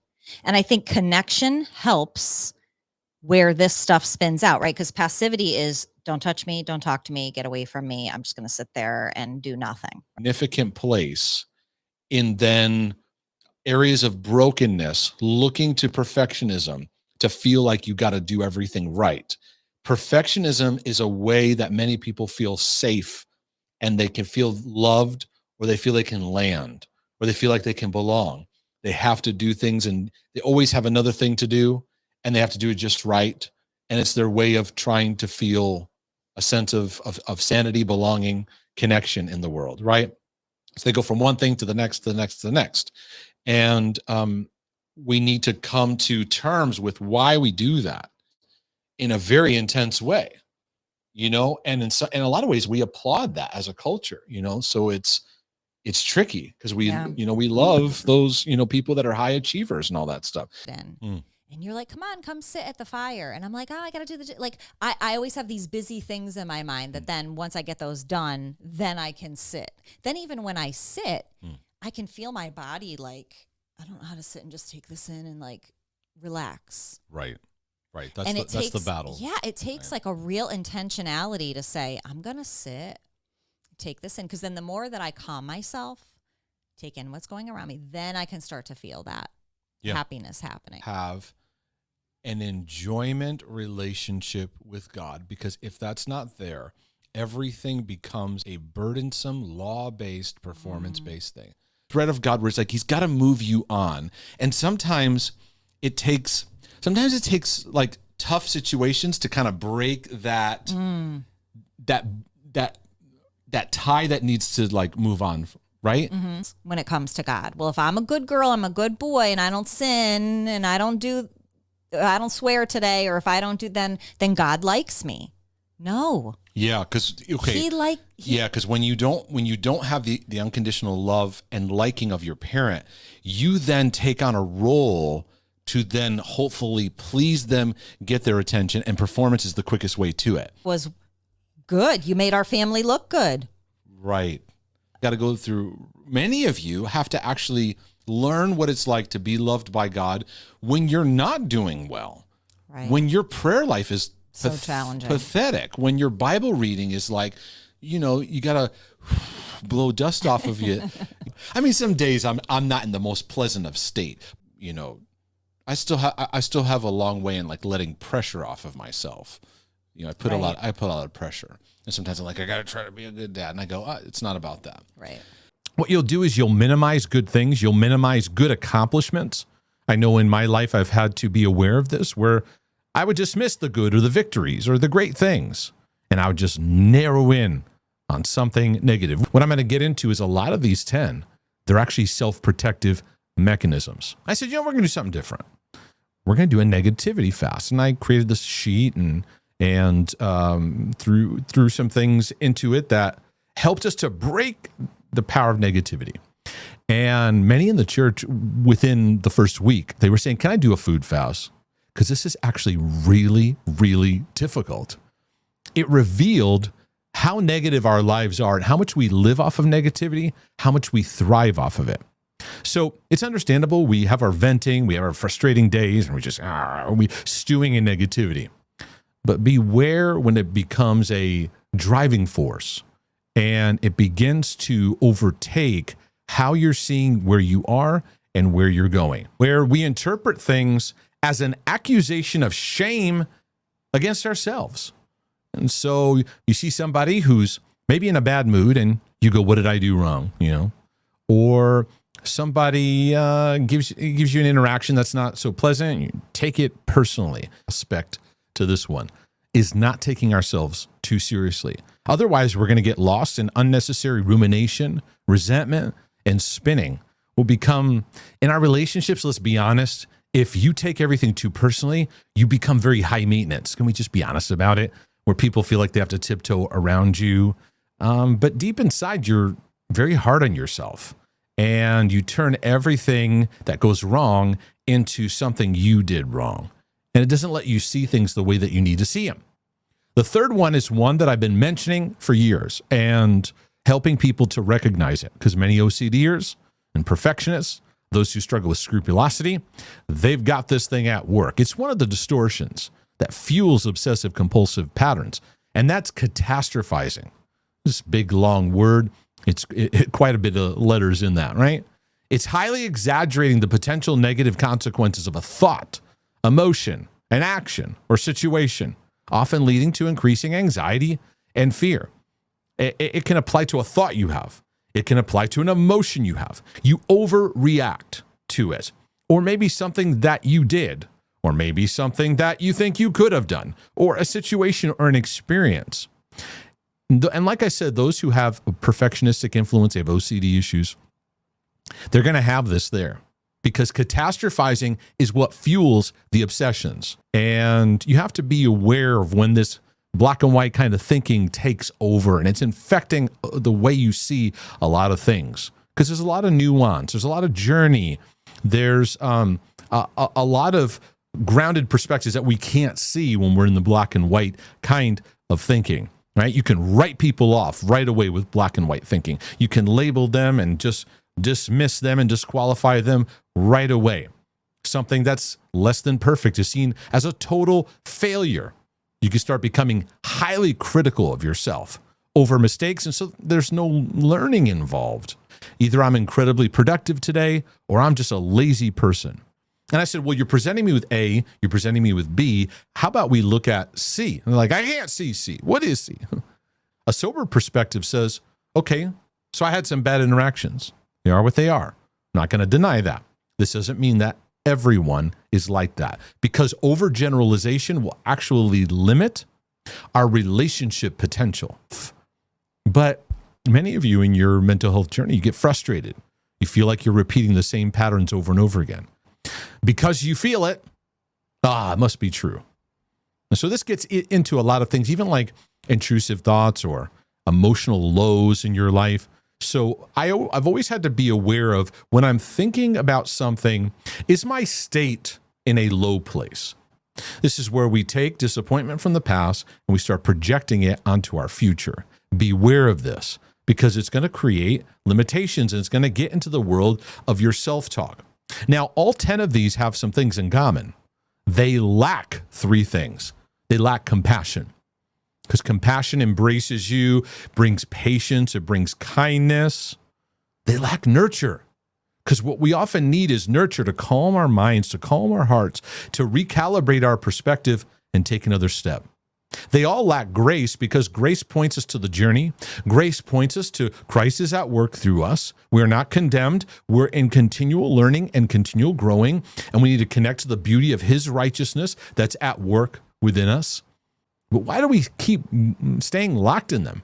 Why do these thoughts stick around and have their way with us? Well, first thing I would say is ignorance, just in the sense of we didn't know. I didn't know how negative I was. I didn't know how much I took things too personally. I didn't know I was a black and white, all or nothing kind of thinker. I didn't know that fear ran my life and how I saw things and how I anticipated things. I just didn't know. Secondly is that the familiarity. It's just what we're used to them. As many of them are self-protective. When we turn on ourselves as a way of, this way I'm going to protect myself. And so I don't bother trying or taking a step. Or so I won't get hurt, or my hope doesn't get let down, or I don't embarrass myself or whatever. So we have to be aware of that. And the journey, again, it goes back to bringing ourselves into alignment with more of God's compassion, his nurture, and his grace over our life. But how many of us actually let the tears do what they need to do? And I would just excuse myself, go to the bathroom for a minute, and just allow myself to process, because I recognize I was in a season of grieving some things in my heart. I had not known how to do this, and I had not known what it was about. But then I began to see the beauty and the refreshment and the exchange that would come out of allowing my heart to do this. I gave myself room to do something that not a lot of us will do. It's okay to cry. I realized it wasn't about something being wrong with me. In fact, something good was opening up in front of me. The ability to process through a bunch of emotions that had been built up in my system for years and never had the room that they needed to have to work their way through. So from that moment on, I developed a positive and empowering view of tears. I appreciate tears when they show up. And by the end of this broadcast, and I'm going to do a part 2 as of right now, I pray that you'll be encouraged to allow tears to be a part of your journey. So let's take this journey together. And I first want to tell you up front, I want you to begin to see tears as a sacred language, as a sacred place of exchange. I want to encourage you to have a healthy relationship with tears. But what is it for you? Is it uncomfortable? Can't remember the last time you cried? I know many people that say that. Are you afraid of tears? Do you see it as weakness? Tears invite us to do that. It's time to grieve. And grieving is how we heal from our trauma and pain. I personally don't see the beauty of tears being emphasized as much as it should be when it comes to the healing journey. So what I want you to do in this picture of how God sees you is to see the beautiful healing purpose that tears can bring about. Because if we see this, we are more welcoming to the healing power of it. The first I want you to understand is tears are an experience of emotional release and cleansing. It's a God-given pathway for us to process the pain and heartache we experience in life. It actually is built into your physiology. So it actually helps your physiology to work through your somatic faculties being able to release aspects of pain in your life. Your physiology actually thanks you for allowing tears to work through. There can actually be a rejuvenation that happens when tears are expressed. It helps us work through those overwhelming emotions. I'll say this right off the jump, is that tears are a tool to heal from traumatic experiences because it allows your body to release pain, to release it out of your body. And when it comes to mental health healing, heart healing, trauma healing, this is my experience. You could share yours. I don't always see tears being listed at the top of the list, but I often don't see the beauty of tears being placed where it needs to be, because I think we still have a poor relationship with it, or we just see it as like a side thing. But when you cry, it actually activates the nurturing and relaxation of the parasympathetic nervous system. You have the sympathetic nervous system that rises up, kicks in the fight or flight, as so many of us have. And the effects of our pain and trauma kick that up. Well, there's a parasympathetic nervous system that brings us back down. And tears can often be a signal. Stop, pause, let your body rest and work through something. Because many of you relate to your pain in hostility and in contempt. You're hard on yourself of the fact that you still carry some pain. Tears is a physiological signal. Hey, lean into compassion to flow. Now, tears is not something you can necessarily force. It's more about allowing them when they show up. Because there's things that we go through that are sometimes stretching your life. How many of you are going through something or have gone through something? It stretched you to your absolute limit. You know, it's a very vulnerable place, right? You ever have a conversation with a friend and you're arguing and one just starts crying because it's like the point's just not getting across, and you kind of stop and you go, okay. It's a moment to go, mercy's needed here. There's vulnerability. And I define mercy as God's compassion towards us in our suffering, our sin, our struggle, and our pain. Realizes that tears bring out great spiritual and emotional strength. Some of the most powerful people who exhibit great maturity and emotional capacity have been people who've learned how to process through pain and grief and tears, and they gain strength from it. But we often struggle with tears because there's a mixture of emotions within it. It's messy, isn't it? You ever just had a really intense cry? There's a lot of stuff you say in the tears. There's a lot of stuff you feel. There's great anger that can come up. There's a sense of despair that can sometimes come in. I've also noticed in my journey at times where I've had significant amounts of anxiety that I'm struggling with. I often find I'm actually needing to grieve through some things. I'd feel the symptoms like up in my chest right here. And it's funny, it's like right over my heart where it's there. But I would feel this anxious tension, but it was often a signal of things to grieve through. It's like you've been going through stuff, and all of a sudden tears come out of nowhere. Some feel like, oh my goodness, I'm going to have a mental breakdown because they haven't made space for tears to come about in their life on a regular basis. But oftentimes in those moments where you, oh my goodness, I'm going to have a breakdown, it's a pileup of emotions that haven't been worked through us. My journey, and I looked at all my thoughts, and I looked at my ways of relating to thoughts that were not producing joy. So it's time we do a little bit of an overhaul here. I want to bring my thoughts under the jurisdiction of God's love and bring it under the jurisdiction of joy going up. Just keep learning. The good days, the bad days, the ugly days, the great days. Because then what happens is it reveals you keep practicing the things that are needed to be practiced, no matter what storms are going on. About the ability to persevere, to just keep showing up and hang in there with the journey. Now, I'm going to give you a word for many of you. Maybe your word today is you need to hang in there with yourself because you turn on yourself when you're struggling. You turn on yourself, you get hostile, you condemn yourself, you hate on yourself. You disconnect from the fruit of the Spirit that's available to you.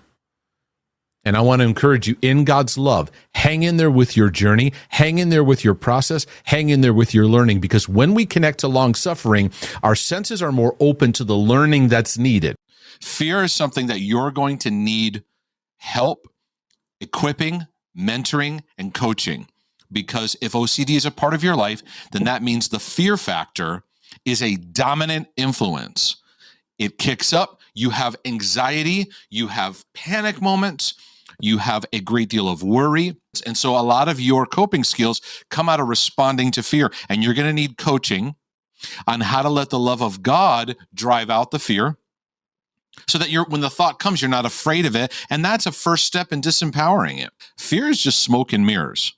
And that's a journey. I'm 48 years old and still learning in my journey. So I encourage you, don't be too hard on yourself, but we do need a bit of exposure therapy of the sense, okay, that person doesn't like me. All right. I dealt with that because I spent too many years trying to make it better. If I go back and explain to them again, my compulsivity took over. Maybe if I, because that's a wound I carry, is that if I just, you misunderstood me. So if you misunderstood me, let me explain again. And so I've actually had to starve that and just go, okay, I was misunderstood. Okay, that person doesn't like what I said. Okay, so I've been in that that journey of letting that exposure take place in my own life. And let's not get obsessed with trying to get people to like us. You can be absolutely loving and have a lot of resistance too. This is going to have a sense of creating hypervigilance, maybe some intrusive thoughts, kind of some reactions in the body, a sense of unsafety. I feel like I wanted to take the story and let's look at how trauma impacts our lives. It wasn't the time for me to talk about it. It was all just still raw and happening. But I found myself in a state, and I find I'm still in the thick of it, of the emotions I felt. And then as I'm working through it, I'm having all these things take place where I can't focus. I can't concentrate. I'm feeling this heaviness, this anxiousness. I'm having a hard time pinpointing, what is this even about? I'm telling my wife, I can't even, something that would normally take me 5 to 10 minutes to do took me 2 hours. My mind is wandering all over the place. I feel a heightened sensitivity. All the emotions that you feel when you're experiencing something like this are coming to the surface. Many are kind of just going into their caves. I don't want to bother. I don't even want to be on social media. I don't even want to talk to people anymore. And if you feel that way, it's not the healthiest, but I get it. I get it. Because it's been rough on the soul. It's been rough on the heart. It's been rough on the emotions. And you're left to just beat yourself up because that's the value system. Because we don't understand mercy. Mercy is God's compassionate love. And how he looks at us in the midst of our sin, in the midst of our struggle, in the midst of our suffering. It's being able to listen when something comes my way that I need to learn and grow in. Surrender says, I need a new way. I need a renovation. I stop patching holes in the wall. I need a new way to approach my battles. Because many of you are trying to fight your battles with legalism. Many of you are spinning out and stuff. You're trying to fix it. You're trying to fix your thoughts, trying to fix these things. And what you need is the love of God. No, yeah, Mark, but what I need, no. There's no other subject right now. The height, depth, and breadth of his love for you. Be experienced. We skipped it over for too long now. We're going to go back to first love. We're going to go back to it. I want to help you get discernment so that you can begin to let go of how condemnation influences your life and get plugged into a loving Father, and a grace relationship was made possible through Jesus Christ. That what he did needs to be received so that you can access the Father freely and not get obsessed and bent out of shape and taken out by your flaws, failures, weaknesses, and where you fall short, because there's lots of them. But I want to tell you, condemnation is very sneaky. It's very, very subtle at times. Sometimes it's loud. Other times it's very covert. And it will want to infect your thinking so that you don't step into more and more freedom. Instead, you become bound, but you don't realize it's making you more bound. And it never allows us to see with God's love what we need to see. Instead, we get lost in the judgment and we spin in it. You ever notice that? You spin in it. And so we do this in every area of our life. You do it in your health. You do it in your job. You do it in your spiritual walk. You see the problem, you judge it, and out of the judgment, you come up with a prescription, right? It's like the person who goes, "Oh, I'm overweight right now. You know why? It's because you're fat and lazy and you can't get it together." And you go, "Yeah, you know what? That is what it is." And maybe you don't realize there's another issue. Maybe there's a metabolic issue. Maybe there's something going on here that you need to understand. Maybe there's something about nutrition you don't know that you just need to learn about. But because you beat yourself up with judgment, you can't see the real solution. Right? So what God wants to do is clear out the judgmentalism. And many of you will need, this is what I need, and you may need this too, is to move from a punishment relationship with God into a love relationship with God. Many of you live in guilt trips. You relate to people in guilt. And because you weren't loved in healthy ways, you don't know what real love is. So you think love is guilt. So when you feel bad, you act. And then when you think of accessing God's presence, you think in a guilt-based manner. How are you doing today? How's your walk with God? Well, I haven't spent enough time with him. Well, I haven't prayed enough. So your basis is a guilt basis in relating to God. So you listen to that. Okay, if that's your basis, then you feel like you got to fix it. I'm not close to God because I don't pray enough. Let me try and pray enough. And then you try to perform, and then you realize you get a little bit of a burst, but it doesn't really help long term. You fall into the same thing because you're motivated and manipulated by guilt. God doesn't use guilt because guilt's a manipulative emotion. If you and I have lunch and you're late for the lunch meeting and I spend the first 10 minutes somebody's late. Guess you don't know how to make it on time for something. Guilt. What am I doing? First of all, I'm not exercising grace. I'm not having fruitful conversation, and I'm using it against you, a guilt trip to manipulate your emotions. And you know God's not going to manipulate you. He gives you the free ability to choose. And what he wants you to do is live out of love, receive his love, and live out of that. And I spent many, many years living out of guilt and living primarily in my relationship grid by guilt. Number 5 is to think ill of someone. This is the shame again that I mentioned in number 1. It's this sense of contempt. This is an interesting word when you look at it, because the first one was expressing strong disapproval of someone. That's one aspect of shame. Then to think ill of someone is another aspect of shame. But I looked up this word contempt, right?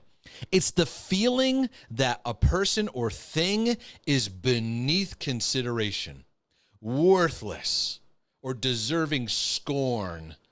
It has a hatred aspect to it. You just look down on someone. How many of you, when you look in the mirror of your heart, you're looking at yourself with contempt? Ugh. So my first step of freedom is recognizing condemnation does not come from God, and I need to discern and clear it out and separate those thoughts out. No, not of God. That's not God. I want my freedom back. Excessive need to be heard. They've not been heard in life. They've not been seen. They've not been paid attention to. Somewhere in your life, there is this wound. And so if you find yourself in this, don't shame yourself. Learn to regulate yourself. Because that's what God's love does. God's love is compassionate, patient, and kind. And it nurtures us to go, okay, I got some needs here I'm seeing. Now, I got to be very honest with you. I have had to wrestle with this because there were times in my life, the victim, self-pity, the unredemptive sharing, just stuckedness consumed me. And to be honest, when I broke free from it, I looked back and I went, oof. Kind of tough to recall those things. And it's okay. I've had to learn and not let shame be my lens. Look at it, even look at that compassionately and go, I'm learning, I'm growing. I didn't have any tools. I didn't know how to emotionally deal with what I was dealing with. But when I saw it, when I saw self-pity as an influence in my life, it was a form of, you loathe it, but you're just ruminating in it. Ruminating in your problems can be something OCDers do. It can be something people who are depressed do, people who've gone through trauma, PTSD, complex PTSD, people who have just been neglected. And so it's their only way, but it's a form, not a form of loving yourself. Because people think that when somebody's manifesting some of these self things, oh, they just love themselves too much. Nope, they hate themselves. Old relationships and friends garbage, by the way. You know what I mean. We go back to the toxicity. We go, I hated it. It made me angry and resentful, but at least it gave me a sense of certainty. Toxic guilters spiral in deep shame because what they hear is I'm a failure and I will be cast away. I'm being abandoned. It hits the shame spiral. We can't even listen to correction. Can't even hear it. People who listen to toxic guilt, by the way, actually think they're listening to correction, and they're not. They're listening to a distraction. No, I think God's telling me this, or they're spinning out in guilt, chasing something. But when we get to the heart of sometimes being, like, I had to realize that many of my guilt patterns were causing me to be they're actually causing me to be selfish. And at first I was like, I'm a failure. And I had to sober up. No, this isn't about failure. This is now recognition. I'm going to receive this because I need to get free of these patterns. How Jesus dealt with toxic guilt. And they're quite uncomfortable. They're uncomfortable stories. Things that if we were there, we would be like, we might go, what's his problem? What's he doing here? Because a lot of things that he didn't flow with the stream of how people in their families and their lives operate.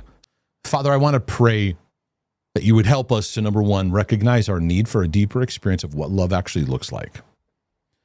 And that we would experience on a daily basis new opportunities to love and be loved. And I pray, Father, in the name of Jesus, that you would help deliver us from the torment of fear that includes a fear of punishment, the fear of judgment, and every fear that seeks to come against my brothers and my sisters. I stand in this place right now for their freedom, that you are loved. The Father loves you. And even right now, I pray that that love will have a deeper work to start driving out, to displace, to actually damage the work of fear, even though so many of us have been damaged by fear's work. God, in your merciful love, your patient goodness, your loving kindness, set my brothers and sisters free from the chains of fear that bind them, that keep them in torment, that make them avoid you, avoid each other, avoid taking steps of faith. God, set us free so we can start encouraging others in their freedom and in their healing journey. Provide freedom for us, oh God.